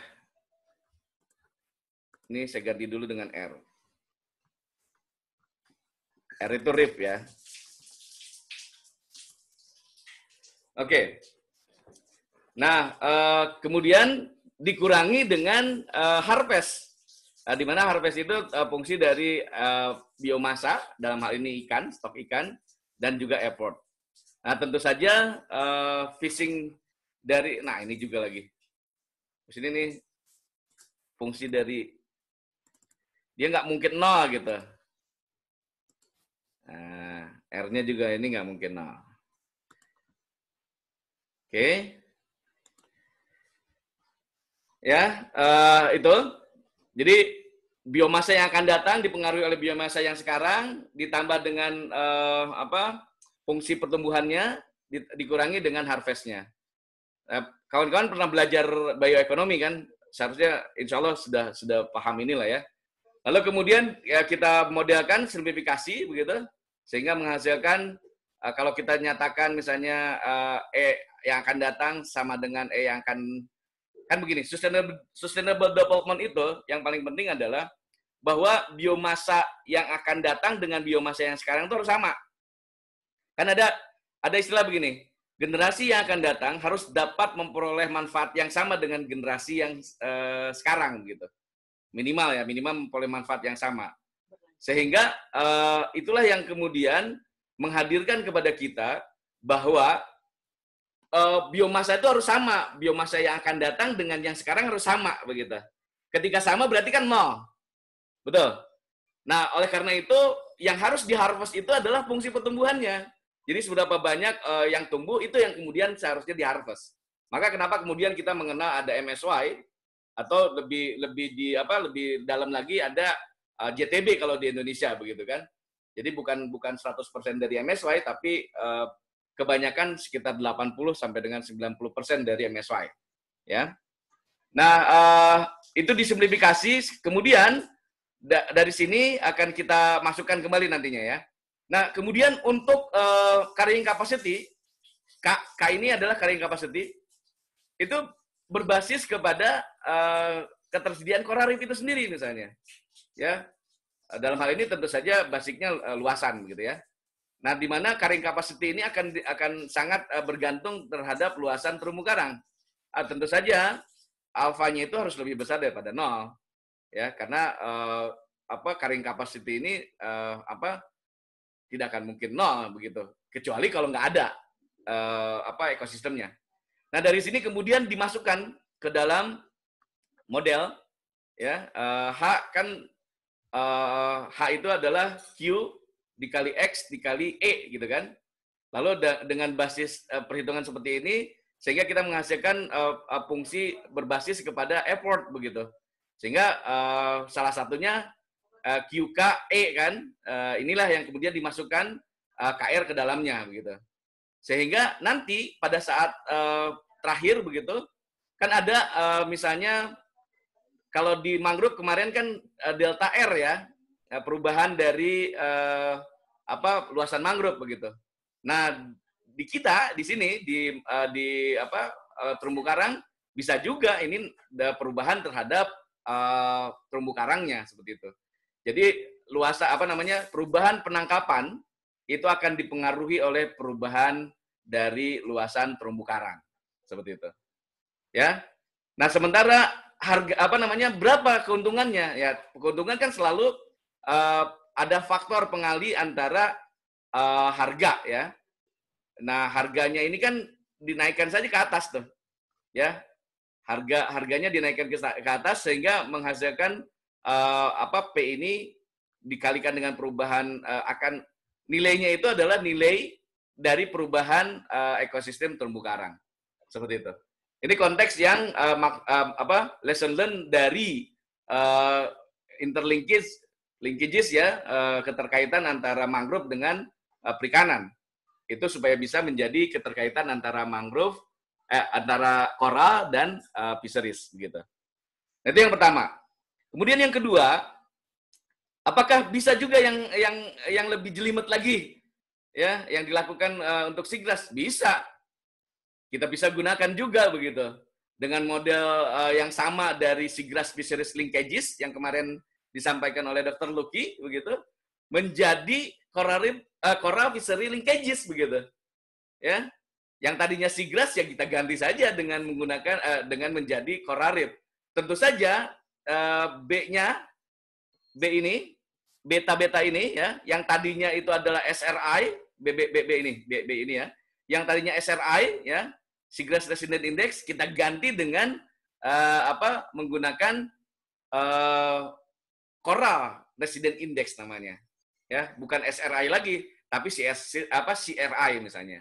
Jadi sangat memungkinkan untuk kita bisa membuat lesson learn dari apa yang sudah dilakukan di sebuah ekosistem yang lain untuk jadi ekosistem yang di sini. Seperti itu. Sah-sah saja. Nah, itu pengembangan. Nah, pada umumnya saat ini lebih banyak menggunakan pendekatan jasa ekosistem tadi. Makanya saya untuk memperlihatkan kepada rekan-rekan sekalian bagaimana cara untuk menghasilkan nilainya. Pendekatannya adalah dengan penilaian jasa ekosistem.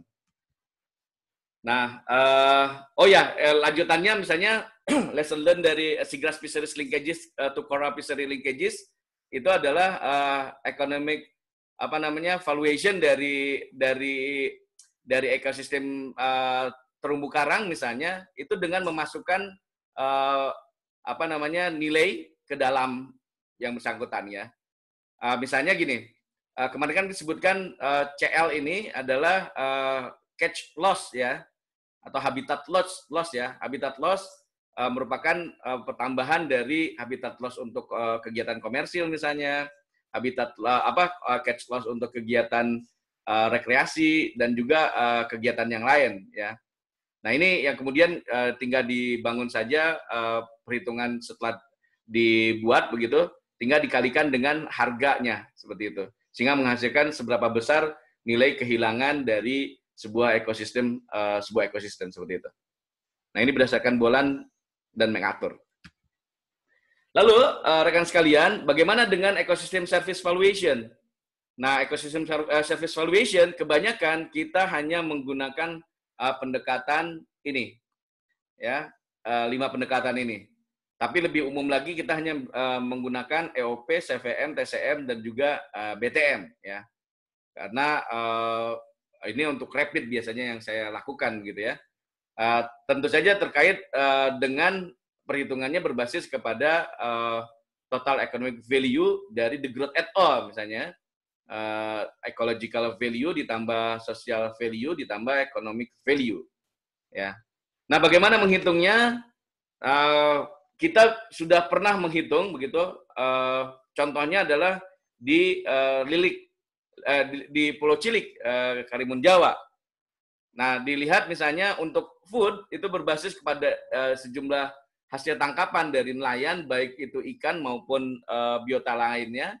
Terus kemudian dihitung dengan menggunakan teknik FOP, Effect on Production, sehingga bisa menghasilkan sebuah nilai persatuan meter perseginya itu sebesar 55.457,98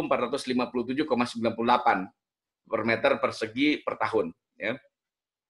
Lalu raw material saya gunakan BTM, ya. Demikian juga yang lain saya gunakan BTM semua. Sementara untuk cognitive development, ya, itu menggunakan CVM. Sementara untuk recreation itu menggunakan TCM. Ya, 4 metode yang sering digunakan untuk melakukan penilaian. Nah, ini apa namanya? Misalnya yang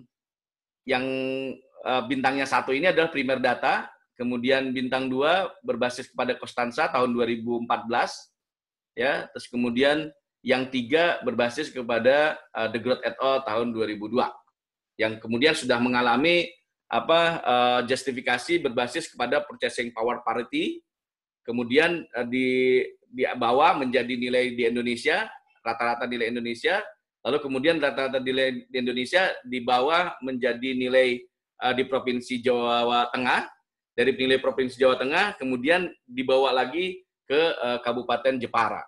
Dan prosesnya agak panjang begitu dengan menggunakan Consumer Price Index dan juga PDB per kapita. Nah, rekan sekalian, ada lagi pembelajaran berbasis kepada perhitungan nilai dampak kehilangan ekosistem terumbu karang. Basisnya tetap saja economic value of coral ecosystem services begitu. Nah, dari sejak tahun 2017 sampai dengan 2018 ada beberapa yang sudah dikerjakan, ya, dibuat. Sementara quality itu bisa dibuat moderate, good, atau bad, tapi lebih cenderung sebetulnya dengan cara memasukkan nilai presentasi sebetulnya. Ini moderate, good, dan bad, dan itu berdasarkan Permen LH nomor 4 tahun 2001 terkait dengan kerusakan, betul ya? Kerusakan status kerusakan terumbu karang, ya, dengan menggunakan itu. Nah, kemudian dari sini kan bisa juga terlihat ada coral location, seberapa panjang dari garis pantai, ya, yang menuju kepada terumbu karang yang rusak. Lalu kemudian berapa nilai ekosistem servicesnya itu bisa terlihat gitu hasil dari negosiasi. Ini bukan banyaknya, semua yang ada di sebelah kanan ini betul-betul pure kesepakatan. Artinya ini adalah willingness to pay dari para penerima klaim gitu ya, yang akibat di kapal, kepemilikan kapalnya itu menubruk karang seperti itu. Ini hasil dari negosiasi dalam juta, ya, dalam juta. Lalu kemudian dengan teknik itu kita bisa membuat simplifikasi. Kita membuat model baik linear model maupun non-linear model berbasis kepada 3 variabel begitu. Ada variabel tahun, ada variabel kualitas dari sumber daya, Dalam hal ini percent cover ya. Terus kemudian ada jarak ya, jarak dari pantai terdekat. Jadi the nearest shoreline ya. Nah, dilihat rekan sekalian, dari dua indikator ini yang paling signifikan itu ternyata penggunaan non-linear model begitu. Ya, non-linear model lebih signifikan. Ya, misalnya ada dua yang paling signifikan, yang ini koefisien Q dan juga koefisien dari D begitu. Walaupun T ini karena memang baru 2 tahun ya, basisnya masih not signifikan sebetulnya. Tapi secara model, secara keseluruhan very signifikan karena dia lebih kecil daripada 0,0 ya. Value-nya lebih kecil daripada 0,05 ya, karena saya menggunakan 95% kesalahan kepercayaan. Nah, dari sini rekan sekalian tentu saja bisa kita lakukan rapid valuation to the coral reef ecosystem services. Modelnya nanti seperti ini. Ya, sudah saya internasional EOP ya, berdasarkan loan fee sama dengan ini hasil regresinya. Modelnya seperti ini. Kemudian dari sini saya pindahkan menjadi bentuk persamaan non-linearnya. Ya, sebenarnya fee itu adalah nilai jasa ekosistem terumbu karang dalam jutaan rupiah. Terus kemudian T-nya itu adalah tahun penilaian, Q-nya itu adalah kualitas ekosistem terumbu karang dalam bentuk persen. Kemudian D-nya itu adalah jarak dari garis pantai terdekat, begitu. Semakin jauh, semakin kecil. Ya, menjadi semakin mengecil nilainya, begitu, sebagai faktor pembagi. Nah, ini kemudian itu bisa menjadi salah satu alat untuk menghitung secara cepat gitu dari sebuah ekosistem, nilai dari sebuah ekosistem. Nah, ini sekedar gambaran saja rekan-rekan sekalian, beberapa kalau ada yang berkenan untuk mendownload silahkan dikunjungi ini ya. Di ResearchGate, kemudian di Google Scholar, atau di Scopus di sini. Mungkin itu yang bisa disampaikan untuk sementara kuliah kita pertama ini. Saya diminta perkuliahan ini sampai 2 kali pertemuan. 2 kali pertemuan, begitu. Nanti untuk yang pertemuan kedua, kita lebih cenderung mencoba untuk simulasi nantinya. Ya. Demikian yang bisa disampaikan, mari kita berdiskusi. Ada yang ingin ditanyakan? Iya, boleh tanya Pak Yudi. Halo? Ya, gimana?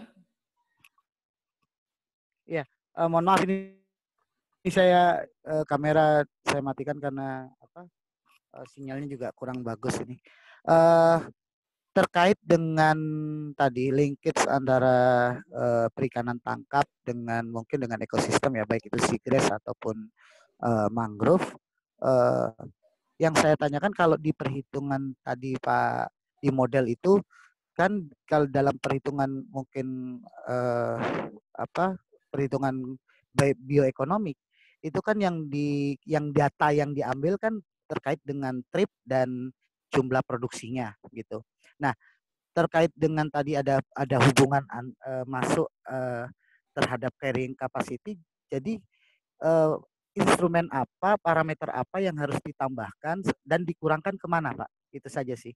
Jadi baik, kan tadi kan Pak Yudi kan ini. Baik, Mas Rijal, makasih.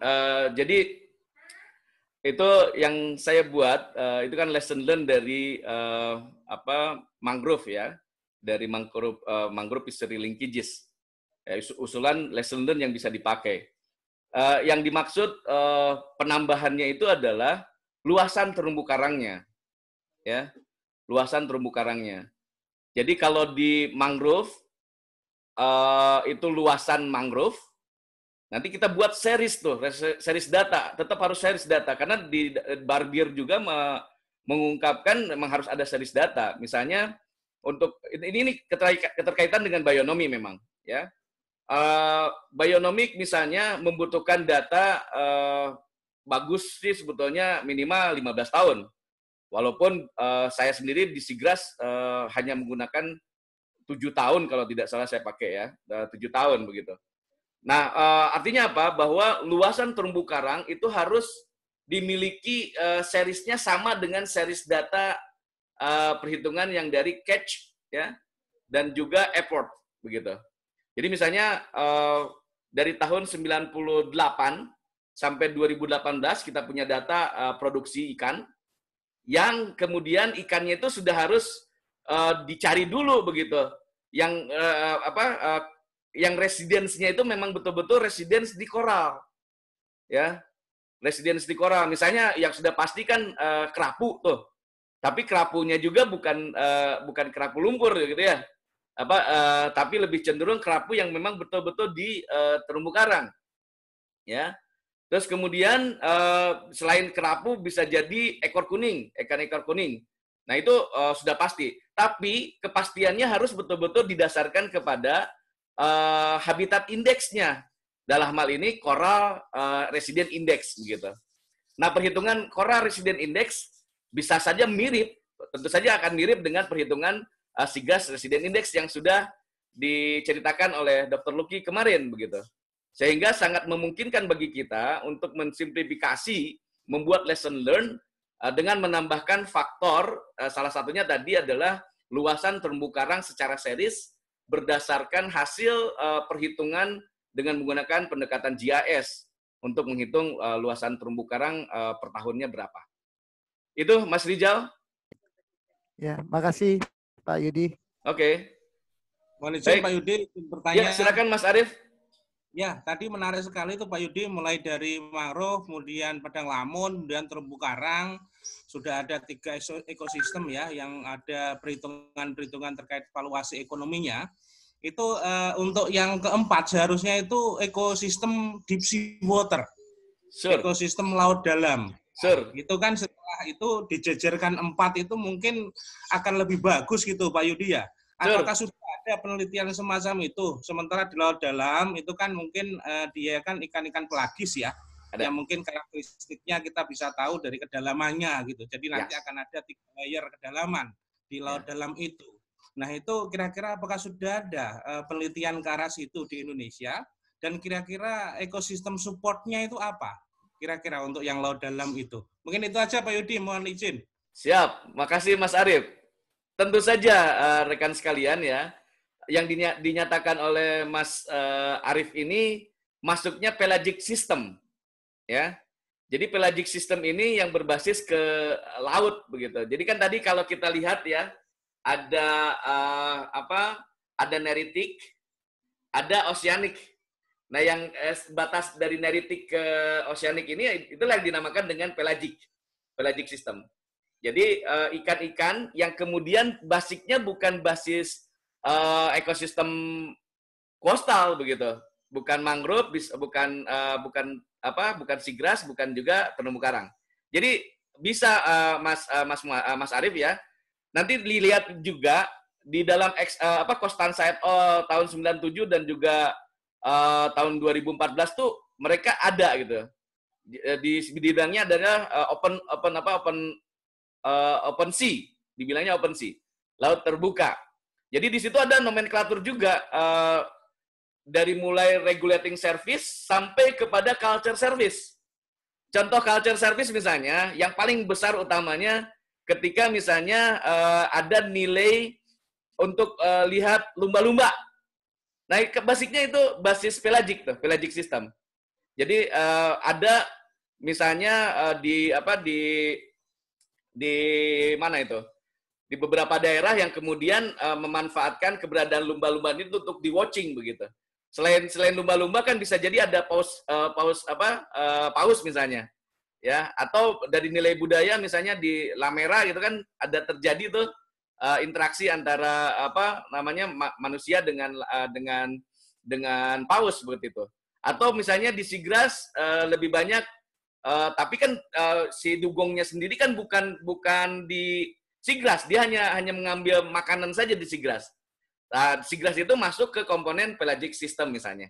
Jadi sangat mungkin Mas Arief ya, nomenklaturnya bisa dipakai dengan menggunakan perhitungan jasa ekosistem yang kita pelajari hari ini. Seperti itu. Baik, terima kasih Pak Yudi, penjelasannya menarik sekali emang. Karena saya tertarik itu yang di Laut Banda, itu kan ada kawasan konservasi SDI yang dia itu berada di atas 12 mil. Oke. Nah, saya itu agak penasaran kenapa di situ itu dijadikan kawasan konservasi, ada sumber daya apa di situ? Sehingga di situ itu lewat Permen Perikanan Tangkap itu ditetapkan sebagai daerah perlindungan istilahnya itu ikan tuna gitu ya. Nah, kira-kira kalau semacam itu kan dia juga sebenarnya ada jasa untuk ekosistem gitu ya. Betul. Karena itu ditetapkan dia sebagai kawasan konservasi laut Banda untuk ikan tuna gitu ya, Pak Yudi ya. Jadi mungkin salah satunya jasa untuk ekosistemnya seperti itu gitu Pak Yudi ya. Ya, betul. Jadi salah satu jasa yang dari Pelagic System ini adalah jasa supporting services, Mas Arief. Jasa supporting services ini berasal dari laut sebagai penyedia plankton. Ya, basisnya kan tetap fitoplankton tuh. Fitoplankton ada yang di neritik, ada juga yang di pelagic.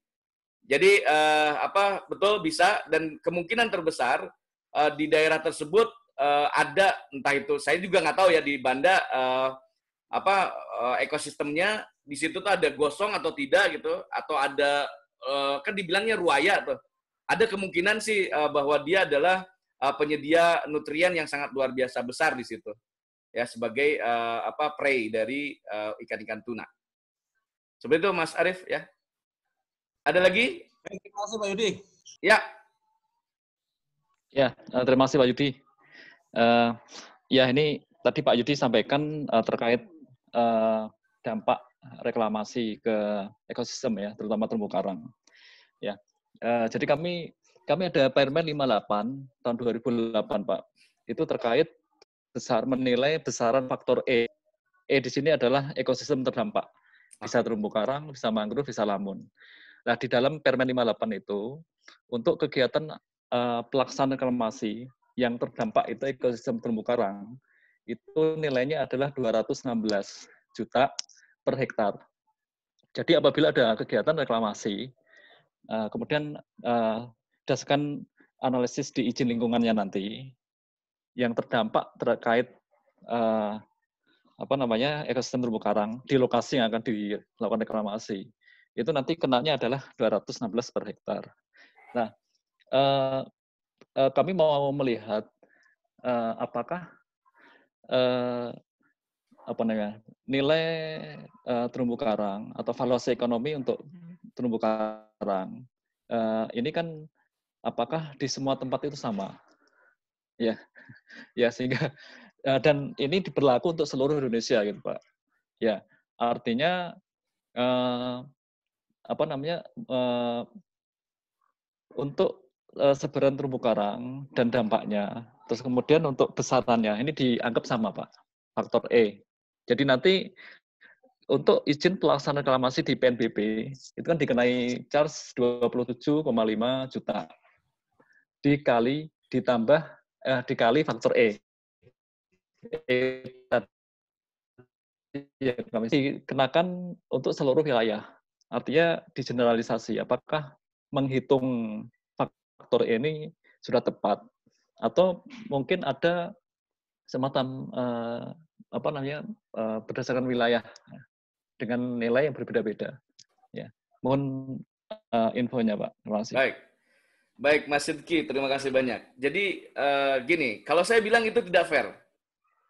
Ya, tidak fair menyamaratakan satu tempat dengan tempat lain dalam konteks ketersediaan terumbu karang, baik secara kuantitas maupun kualitasnya. Kita bisa bayangkan misalnya ketika kita ingin, tanda kutip ya, sudah ada izin untuk reklamasi misalnya di Teluk Jakarta, yang notabene udah nampak di sana ya, memang seperti itu. Nah, tentu saja nilai terumbu karang yang ada di Teluk Jakarta itu berbeda dengan nilai yang ada nilai terumbu karang yang ada di Raja Ampat misalnya. Karena basisnya terus terang pasti berbeda tuh nilai jasa ekosistemnya. Kalau Teluk Jakarta minimal misalnya dari sisi kualitas misalnya itu kalau kita bilang kualitas kan berarti basisnya persen coverage yang saat ini dipakai, yang saat ini digunakan. Ya, bayangkan misalnya di Raja Ampat lebih daripada 50%, sementara di Jakarta, yang di Teluk Jakarta misalnya, itu hanya 20%. Tetapi, balik lagi, ada faktor lain yang kemudian mempengaruhi nilai terumbu karang itu sendiri, yaitu yang dinamakan dengan faktor daya beli. Ya, yang daya beli nanti ekuivalen dengan indeks harga konsumen, begitu. Ya, atau kalau tidak ada indeks harga konsumen, kita bisa ekuivalenkan dengan PDB per kapita. Tentu saja akan berbeda begitu. Sehingga sekali lagi harus dibuat tuh koefisiennya. Jadi bukan hanya sebagai konstantanya betul, bisa jadi memang 216 juta per hektar begitu ya. Ya, 216 juta per hektar misalnya gitu ya. Itu kan kalau dihitung hanya 26 tuh. Hitungan saya tuh beranjak harus lebih daripada 230-an tuh. 230 sampai dengan 800 sekian. Kalau kemudian menggunakan teorema yang saya bangun dengan rapid tadi, itu bisa jadi akan bisa menjadi salah satu jembatan untuk menentukan perbedaan tadi ya. Di samping harus memperhatikan, tadi kan poin transfer itu kan function, namanya fungsi transfer. Ya, loan fee sama dengan sekian sampai dengan loan D itu adalah fungsi. Jadi nanti fungsi transfer inilah yang dipakai, yang bisa kita pakai untuk merapid nilai valuasi dari ekosistem terumbu karang yang ada di mana-mana seperti itu. Nah, di situ kan ada yang terdekat dengan pantai, kemudian kualitas terumbu karangnya sampai kepada tahunnya tahun berapa. Lalu kemudian ditambah dengan justifikasi faktor IDB-nya, indeks daya belinya, ya, atau berbasis kepada PDRB misalnya, atau berbasis kepada indeks harga konsumen. Tentu saja sekali lagi di tempat yang satu dengan tempat yang lainnya akan berbeda. Itu Pak Sidki. Sekali lagi saya bilang nggak fair kalau kita hanya menempatkan satu poin itu untuk secara keseluruhan disamaratakan. Seperti itu. Ya. Artinya nanti di dalam lampiran PNBP untuk pengenaan tarif terdampak untuk ekosistem, artinya nanti panjang sekali. Ya, ini baru ekosistem terumbu karang, belum lagi lamun, belum lagi mangrove, ya, dan belum lagi nanti populasi ikan terdampak. Jadi banyak sekali. Ya. Nah makanya gini, untuk yang ini untuk kehilangan jasa ekosistem ini, rekan sekalian perlu dilihat, silahkan dilihat Permen LH nomor 7 tahun 2014. Ya, ada Permen LH nomor 7 tahun 2014 terkait dengan perhitungan ganti kerugian akibat pencemaran dan atau kerusakan lingkungan. Jadi kalau misalnya reklamasi ini berdampak lingkungan terhadap keberadaan ekosistem terumbu karang, lamun ataupun mangrove misalnya, ya, kenapa ya? Terdengar nggak ya? Ya, putus-putus tadi, Pak. Putus-putus. Sekarang terdengar nggak? Sekarang udah lancar tuh. Oke. Jadi ada Permen LH nomor 7 tahun 2014. Ada 5 komponen Mas Sidki ya dan rekan-rekan sekalian yang perlu digarisbawahi untuk tuntutan ganti rugi itu ada 5 komponen tuh. Ya, ada biaya mitigasi terhadap pencemaran dan atau kerusakan. Maaf, putus-putus lagi, Pak. Putus-putus ya? Gimana sekarang? Iya. Cukup sekarang? Ya, jelas. Oke. Ya. Nah, Permen LH nomor 7 tahun 2014 itu ada 5 komponen, ya. Yang pertama adalah terkait dengan biaya mitigasi akibat pencemaran dan atau kerusakan lingkungan. Karena reklamasi itu juga akan menghasilkan pencemaran. Ya, bayangkan misalnya kekerubuan itu akan membuat bukan hanya di situ, itu dia akan menyebar kemana-mana. Kalau terumbu karang sudah pasti dia akan tertutup dan dia akan mematikan terumbu karang itu sendiri di tempat yang lain, bukan hanya di in situ di situ begitu ya. Terus kemudian dan atau kerusakan misalnya karena ditutup berarti habis seperti itu. Nah itu biaya mitigasi. Yang kedua adalah ada yang dinamakan dengan hilangnya jasa ekosistem.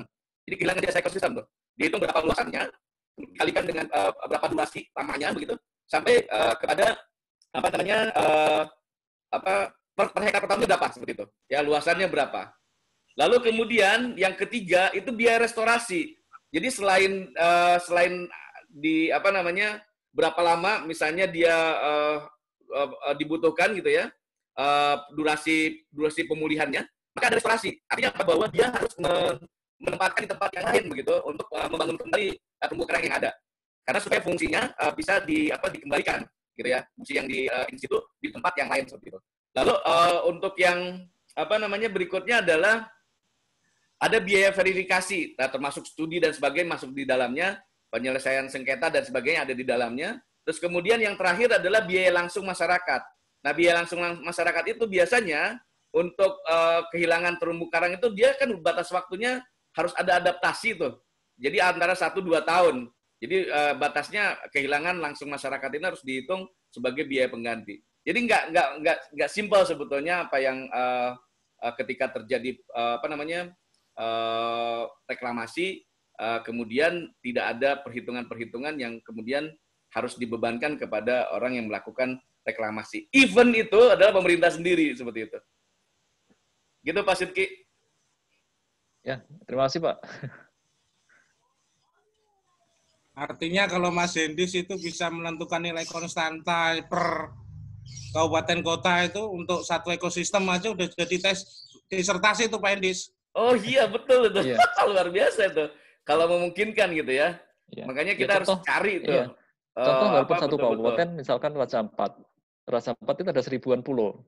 Ya. Apakah satu bisa digeneralisasi satu tarif untuk satu Tidak. kabupaten, Pak? Iya kan nggak bisa juga. Tidak bisa. Iya. Kalau bisa jadikan nilai H itu. Iya tadi Faktor yang apa nilai H ada itu untuk disertasinya justifikasi itu mantap ekologi itu. dan ekonominya.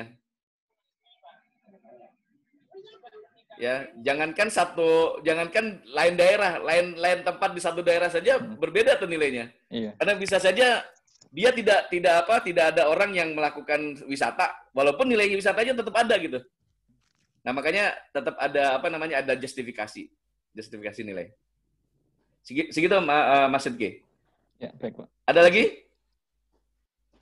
Ya, Pak Yudi. Ada, Mas. Siapa dulu nih? Pak Firman dulu, Pak. Mas Firman dulu aja, Pak Mas Firman. Firman. Oke, Mas Firman dulu lah. Silakan Mas Firman. Oke, terima kasih Mas. Jadi kalau kita coba lihat apa yang disampaikan tadi, linkages-nya ya, ada mangrove. Saya kira kalau dihubungkan dengan government policy atau public policy dengan ekosistem yang lain gitu, menggunakan yang model yang disebutkan tadi, bisa nggak kita rubah-rubah seperti itu? Bisa. Artinya bisa nanti dihubungkan antara ekonomi, kemudian conservation, kemudian public policy atau private policy yang harus diterapkan. Kira-kira seperti itu bisa nggak, Mas Yudi? Oke. Nah gini, Mas Firman, nanti Mas Firman juga akan belajar tentang ada yang dinamakan dengan sistem sosial ekologi. Social ecological system. Ya, mungkin ada bagusnya kalau Mas Firman baca jurnal saya yang di ecological economic itu. Ya, kenapa kemudian bisa seperti itu? Karena terus terang rekan sekalian, justru malahan keberadaan kita itu akan menjadi jembatan bagi pengelolaan berkelanjutan yang efektif dan efisien begitu. Sehingga ketika kita menelurkan sebuah kebijakan itu, basicnya adalah bagaimana kita membuat keberlanjutan dari 3 keberlanjutan tadi itu bisa berjalan dengan seiring begitu. Ya, keberlanjutan ekologi, keberlanjutan ekonomi, dan juga keberlanjutan sosial. Jadi sangat memungkinkan Mas Firman untuk mensinkronisasi antara satu ekosistem dengan ekosistem lainnya. Karena dia masing-masing punya service, tetapi service-nya itu berbeda begitu. Tetapi kondisinya, policy-nya bisa sama seperti itu. Nah, misalnya penggunaan misalnya pendekatan ICM dalam hal ini itu sangat luar biasa kalau diterapkan dengan baik sebetulnya. Karena dia lebih cenderung lintas stakeholder, lintas sektor, lintas ilmu, kemudian juga lintas administrasi dan sebagainya. Jadi intinya sangat mungkin Mas Firman untuk melingkan antara ekosistem kebijakan dan antar ekosistem itu sendiri. Gitu Mas Firman? Mas Firman? Oke. Terima kasih Mas Yudi. Ada lagi Mas Budi, silakan Mas Budi. Ya, saya dulunya Mas Didit ya. Enggak. Oke, Pak Yudi, menarik tadi cerita terkait dengan dalam tanda petik ya, perbandingan atau komparasi antara taruh misalkan terumbu karang yang ada di wilayah utara Jawa. Tadi menyebutkan Indramayu gitu ya. Justru jelas kalau dibandingkan dengan Raja Ampat, pastilah dari sisi kualitas, dari segi keinginan masyarakat untuk membayar untuk berwisata di sana juga jelas Raja Ampat yang paling ini. Tapi bagaimana dengan kalau misalkan yang kita bandingkan, kalau dari sisi kualitas, taruh misalkan di suatu tempat itu terumbu karangnya itu tidak kalah kualitasnya dengan yang ada di Raja Ampat. Namun demikian, secara aksesibilitas masyarakat, secara aksesibilitas turis datang ke sana itu relatif minim gitu. Padahal sama-sama punya kualitas bagus, sama-sama kalau misalkan turis ke sana akan berani membayar lebih, hanya yang satu sudah terkenal seperti Raja Ampat, yang satu misalkan orang belum kenal ke sana, bahkan belum tahu di mana itu gitu misalkan. Apakah ada kaitannya dengan misalkan ya kalau dalam marketing kan justru malah yang terselubung itu yang bahkan orang akan berani membayar lebih mahal. Demikian, terima kasih. Terima kasih Mas Budi. Nah inilah pentingnya kita membangun sebuah paradigma ya yang sama terkait dengan ekosistem ini. Ya, ibarat kita kenal swalayan kan ya, sama-sama kenal swalayan ya. Supermarket kenal sama-sama kan ya? Oh, ya. Ya. Supermarket satu dengan yang lainnya harganya sama nggak? Kayaknya relatif sama lah ya. Iya. Relatif sama ya. Kalau misalnya dia dikunjungi lebih banyak dan dikunjungi tidak lebih banyak, apakah sama harganya? Sama saja kan? Iya. Artinya begini, maksud saya, ekosistem itu seperti swalayan. Ya. Dikunjungi atau tidak dikunjungi, secara nilai dia masih punya nilai. Seperti itu.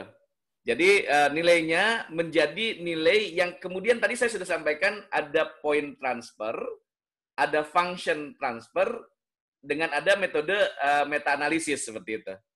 Jadi kontennya berarti untuk menjustifikasi nilai di sebuah daerah yang dikunjungi dan yang tidak dikunjungi, tentu saja ada ada aturan yang harus dimainkan begitu. Jadi bukan berarti tidak ada, tapi juga bukan berarti sama nilainya. Seperti itu. Sehingga perlu justifikasi dalam konteks ini memperhitungkan pertama kondisi sosial, kondisi ekologinya. Di situ sudah pasti. Ya. Kondisi ekologinya, kemudian yang kedua adalah kondisi sosialnya. Ya. Kemudian yang ketiga kondisi penggunanya. Yang keempat adalah kondisi aksesibilitas dalam hal ini infrastruktur. Jadi konten sistem sosial ekologi yang saya bangun di dalam yang saya sudah tuangkan dalam jurnal itu bisa dijadikan salah satu justifikasi penilaian seperti itu. Jadi kan indeksnya itu dari 0 sampai dengan 1 tuh. Dan itu bisa digunakan untuk menghitung nilai di masing-masing wilayah seperti itu. Seperti itu kan, Budi. Jadi intinya harus ada introduksi tetap, harus ada introduksi. Ya. Tetap harus ada introduksi dan internalisasi. Artinya TCM dan WTP bukan satu-satunya untuk penentu nilai tadi ya? Bukan. Okay. Ya. TCM, EOP, dan sebagainya itu hanya alat yang memang kalau itu dimungkinkan untuk dilakukan. Ya, kalaupun misalnya dimungkinkan untuk dilakukan, itu bisa saja kita mendekati nilainya. Minimal begini, contoh. Kalau kita mau menilai di Banda, di Pulau Banda tuh tadi kan di Laut Banda misalnya seperti yang disampaikan oleh Mas Arief tuh ya.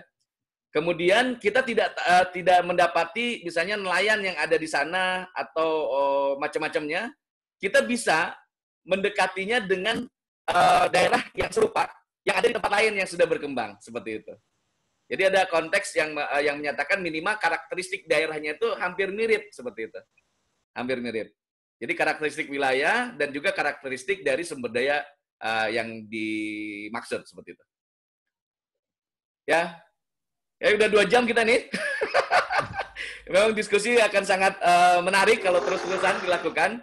Tapi kita dibatasi oleh waktu. Kita akan ada pertemuan berikutnya. Insya Allah kita akan gali. Tapi terakhir sebelum Kang selesai, satu lagi pertanyaan dari Kang Didit. Kang Didit dari tadi soalnya mau sudah dari tadi itu. Silakan Kang Didit. Ya nanti ngambek Didit nanti. Iya. Dit, sekalian aja tambahan nanti Dit. Iya, nggak apa-apa sudah. Saya cepet aja nih Pak. Soalnya kalau ngambek nggak mau bayar SPP. Ya silakan Mas Didit. Ya, makasih Pak Yudi. Ya, jadi tadi sudah menarik sekali kuliahnya dan juga beberapa pertanyaan dari kawan-kawan tadi. Jadi terkait dengan di laut ini, Pak. Dengan di laut ini memang belum ada kami di KKP untuk menentukan baik itu nilai PNBP itu juga ada tadi sebagian Pak Indris faktor E dan sebagainya. Tapi kemarin juga saya tanyakan ke Pak Luki, Pak. Prinsipnya sih kalau di regulasi atau kebijakan itu masih sama rata. Belum ada yang by lokasi, Pak ya, karena ada karakteristik tadi, ada ekosistem pun bermacam-macam dan sumber daya, termasuk ruang gitu kan. Kemarin kita juga diskusi mengenai ruang laut yang kata Mas Harip tadi 3 dimensi. Nah, terkait dengan hal itu, kalau misal ini Pak Yudi, kita mau membuat satu nilai zona nilai laut yang yang kalau di darat itu kan ada zona nilai tanah. Namun saya baca-baca itu zona nilai tanah ini masih sebatas pasar. Referensinya itu pasar atau biasa kalau kita appraisal gitu kan. Itu ada zona nilai tanah. Tapi NJOP. kalau ya itu untuk dasar menentukan nanti NJOP, PBB, PNBP, kerugian dan sebagainya. Itu. Nah, saat ini kan Pak Yudi, kami di KKP ini kan istilahnya kemarin sama Setkap itu men-challenge kami, apakah benar raja di laut ini siapa? Apakah berhubungan laut atau KKP? Ya kan gitu, Mas. Karena ini di kebijakan begini, Pak ya. Termasuk kita bicara regulasi, kewenangan dan sebagainya. Nah, selama ini meskipun itu di laut ini kan secara ruang Pak ya, itu kan kewenangan hanya 2 gubernur, 34 itu atau menteri. Kalau perhubungan itu kan lebih terkait dengan sektor pelabuhan sebagainya, pelayaran. Nah, kalau di laut Pak, kalau misal kita mau membuat zona nilai laut gitu ya, memang laut tidak bisa diperjualbelikan, tidak bisa dirupiahkan Pak ya, karena kan sifatnya itu open access dan common property dan open access. Namun tadi kalau melihat diskusi itu kok agak sulit ya, karena mangrove di Teluk Jakarta sama Teluk Jakarta beda-beda tadi, Mas Budi. Pak Indis juga faktor E masih seragam gitu ya, sama. Dan menurut Pak Yudi kan nggak bisa. Nah, namun kalau misal kita mau bukan menjelarisir ya, tapi membuat suatu nilai laut yang lebih proporsional, artinya kalau kita bisa menilai itu kan pasti akan berbeda-beda, Pak. Contoh di BPN sekarang itu sudah ada tampilan nilai zona tanah itu yang warna kuning, biru, merah, itu setiap mungkin area itu berbeda-beda dalam satu kecamatan, apalagi dalam satu kabupaten atau provinsi pasti lebih beragam gitu. Dan itu kan sepertinya akan lebih cepat gitu Pak ya, lebih cepat mungkin kalau sudah ditentukan dari awal. Karena kalau tidak, misal case by case ini kan lama misal Pak. Misal ada kapal karam di Raja Ampat, itu kan prosesnya lama sekali Pak. Untuk bisa menentukan itu kan bertahun-tahun, kita kan juga terlibat meskipun kayak kalitnya waktu itu ya. Nah ini Pak Yudi, kalau misal kita membuat seperti itu, tadi itu kan ada variabel ekosistem, ada kegiatan, terus juga tools-nya ya itu.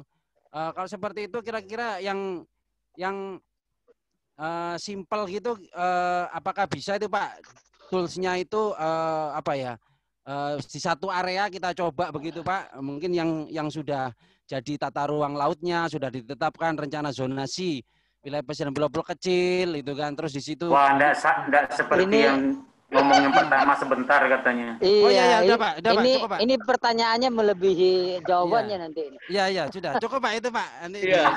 Makasih Pak. Baik, jawaban saya memang iya, satu singkat, bisa. Ya bisa. Jadi artinya begini, kan tadi sudah saya sampaikan bahwa koefisien itu akan sangat mempengaruhi koefisien dan konstanta. Ya, konstantanya kan tadi sudah diketahui 200 misalnya ditentukan 216. Saya nggak tahu basisnya dari mana gitu ya, 216 juta per meter per hektar per tahun seperti itu. Nah, walaupun itu sangat jauh dengan apa yang sudah pernah saya lakukan untuk penilaian ekosistem services dari ekosistem terumbu karang gitu. Tapi prinsipnya bisa. Kalau Mas Didit tadi jeli gitu ya, melihat presentasi saya, itu kan ada tuh fee nilai itu sama dengan ada koefisien data ya, kemudian dikali dengan tahun, kemudian pangkat berapa gitu ya, dikali dengan kualitas, dikali dengan jarak dari lokasi terdekat gitu ya, dari solen terdekat. Itu sudah bisa dijadikan sebagai alat kita untuk menentukan nilai-nilai terumbu karang di mana saja seperti itu. Ya, kalau tadi bahasanya terkait dengan zona nilai tanah misalnya, mereka juga lakukan hal serupa. Basisnya memang harga pasar begitu. Nah, kalau mereka lakukan itu harga pasar, maka kita lakukan harga sumber daya. Artinya nilai sumber daya yang kita bangun begitu. Ya, jadi kita tahu misalnya area itu contoh besar adalah begini. Mas Didit mungkin bisa tanya, kemarin saya membantu KPPN Kupang. Siapa lupa saya nama dulu, Pak Ikram. Siapa? Gilimatra ya, betul, Gilimatra untuk perhitungan nilai aset. Pasang Haji. Betul, Pasang Haji. Itu kan saya menghitungkan bagi dia nilai aset sehingga bisa menghasilkan kebijakan. Kebijakannya apa yang harus dilakukan agar supaya TWP ini bisa terus memberikan manfaat seperti itu. Nah, artinya bisa sekali lagi Mas Didit ya, bisa kita lakukan apa yang dilakukan oleh BPN, bisa dilakukan oleh kita. Bahkan kita sendiri telah juga mengintroduksi kepada mereka bagaimana menghitung nilai-nilai ekosistem berbasis kepada non-market value begitu. Sehingga mereka mengenal bukan hanya nilai zona tanah, tapi juga ada namanya nilai zona ekonomi kawasan. Karena ekonomi kawasan itu bukan lagi hanya sekedar nilai lahannya saja, fisik, tapi juga ada non-market, ada nilai non-fisiknya, yang kemudian bisa menjadi alatnya untuk membuat seperti nilai fiskal lahan. Saya sendiri sudah punya jurnalnya, saya sendiri pernah membuat jurnalnya terkait dengan nilai fiskal lahan, yang kemudian mestinya itu akan menjadi faktor penentu kebijakan penghitungan PBB di beberapa tempat. Jadi tidak disamaratakan lagi hanya berbasis kepada nilai tanah, tapi nilai kepada akses juga ada seperti itu. Itu Mas Didit agak sedikit nanti melebar kemana-mana, tapi prinsipnya apa yang diinginkan ketika melihat BPN itu juga sangat mungkin dilakukan oleh KKP dalam hal ini untuk menentukan misalnya nilai zona sumber daya pesisir dan laut yang ada di Indonesia. Seperti itu. Ini sebelum ditutup Mas Yudi. Ya, masih ada lagi. Oke, silakan Mas Aan. Sedikit aja. Ya. Ini kan tadi Mas Yudi angkat tadi kasusnya DKI ini. Ya. Kalau dari penjelasan tadi itu peningkatan ada ekonomi wilayah, kawasan segala macam, berarti reklamasi yang dilakukan di DKI itu sepertinya malah bagus itu. Nggak layak, Mas. Tetap nggak layak. Karena apa? Karena bukan hanya in situ yang hilang. In situ artinya yang ada di sekitar lokasi Teluk Jakarta, tapi justru yang dampak terbesarnya itu ada di luar. di Pulau Panjang, di Banten ya terutama gitu ya, ekosistemnya tergerus sangat luar biasa. Dan itu tidak dihitung sebagai nilai kerugian dari sebuah kebijakan untuk reklamasi. Seperti itu Mas Yan. Iya, enggak, kalau kita hadap-hadapan tadi, kalau penjelasan Mas Yudi, itu kan nanti nilai tanahnya itu luar biasa ininya ya, harganya ya. Bisa 30 juta per meter persegi. Kemudian dari nanti pajak yang dikeluarkan di sekitar pulau-pulau tadi yang direklamasi itu luar biasa ininya pajaknya. Itu sebetulnya saya tidak mendukung juga, tapi tadi penjelasan seperti itu jadi terpengaruh juga saya ini. Ya, cuman balik lagi nih. Ketika kita membicarakan yang reklamasi ini tidak bisa apple to apple dengan persoalan harga tanah, Mas. Karena harga tanah itu basisnya adalah cost. Ya, cost yang harus dikeluarkan oleh dia untuk satu menguruk, yang kedua ada promosi dan sebagainya gitu. Nah, ketika pengurukan dan yang sebagainya ini, dia belum memperhitungkan faktor lingkungan. Ya, lingkungan baik lingkungan in situ dan juga lingkungan ex situ di tempat lain seperti itu. Sehingga basisnya mestinya kalau mau begitu dihitung saja secara real, secara fair gitu dengan cost benefit analysis terkait dengan kebijakan pembangunan reklamasi pantai itu. Saya yakin, Hakul yakin itu negatif. Sehingga tidak layak untuk dilakukan sebetulnya. Kayak gitu Mas Yan. Iya. Ya, makasih. Kami masih berproses ini. Siap. Dalam penyusunan RZ-nya. Baik. Jabodetabek Punjur. Kasih, Mas. Siap. Jadi rekan sekalian, demikian mungkin ya yang bisa disampaikan untuk acara perkuliahan hari ini. Betul-betul tepat kita 2 jam. Kita tadi mulai betul jam 9, tapi kan menunggu yang lain supaya bisa sama-sama masuk. Jadi jam 11.15. Insya Allah tepat 2 jam. Di pertemuan berikutnya kita nanti akan coba ini ya, cari waktu yang tepat, karena minggu depan saya itu tanggal 6 sampai dengan tanggal 10 itu di Padang, ke Padang. Jadi kalau memungkinkan misalnya di waktu tanggal 10 juga begitu, tapi bisa pulang kampung. Gimana? Pak Wirman nanti malam-malam nggak apa-apa. Bisa pulang difasilitasi kampung aja. Difasilitasi aja ke Padang kita, Pak Wirman. Siap. Oke. Jadi gitu ya. Jadi prinsipnya nanti kita ini ya, saya akan coba berkoordinasi dengan Kang Budi lah ya. Karena siap. Nanti saya koordinasi kapan waktu yang tepat untuk kita bisa kuliah kedua begitu, yang terkait dengan bagaimana perhitungan-perhitungan itu bisa hadir seperti itu. Baik, terima kasih banyak atas kesempatan mendengarkannya. Semoga bermanfaat. Dan wassalamualaikum warahmatullahi wabarakatuh. Waalaikumsalam warahmatullahi wabarakatuh. Lanjut ya. Terima kasih. Bahannya bisa bahannya Pak. Sure. Nanti saya kasih ke Kang Budi ya. Siap, makasih. Ya Pak. Makasih banyak. Assalamualaikum. Waalaikumsalam. Warahmatullahi wabarakatuh. Mohon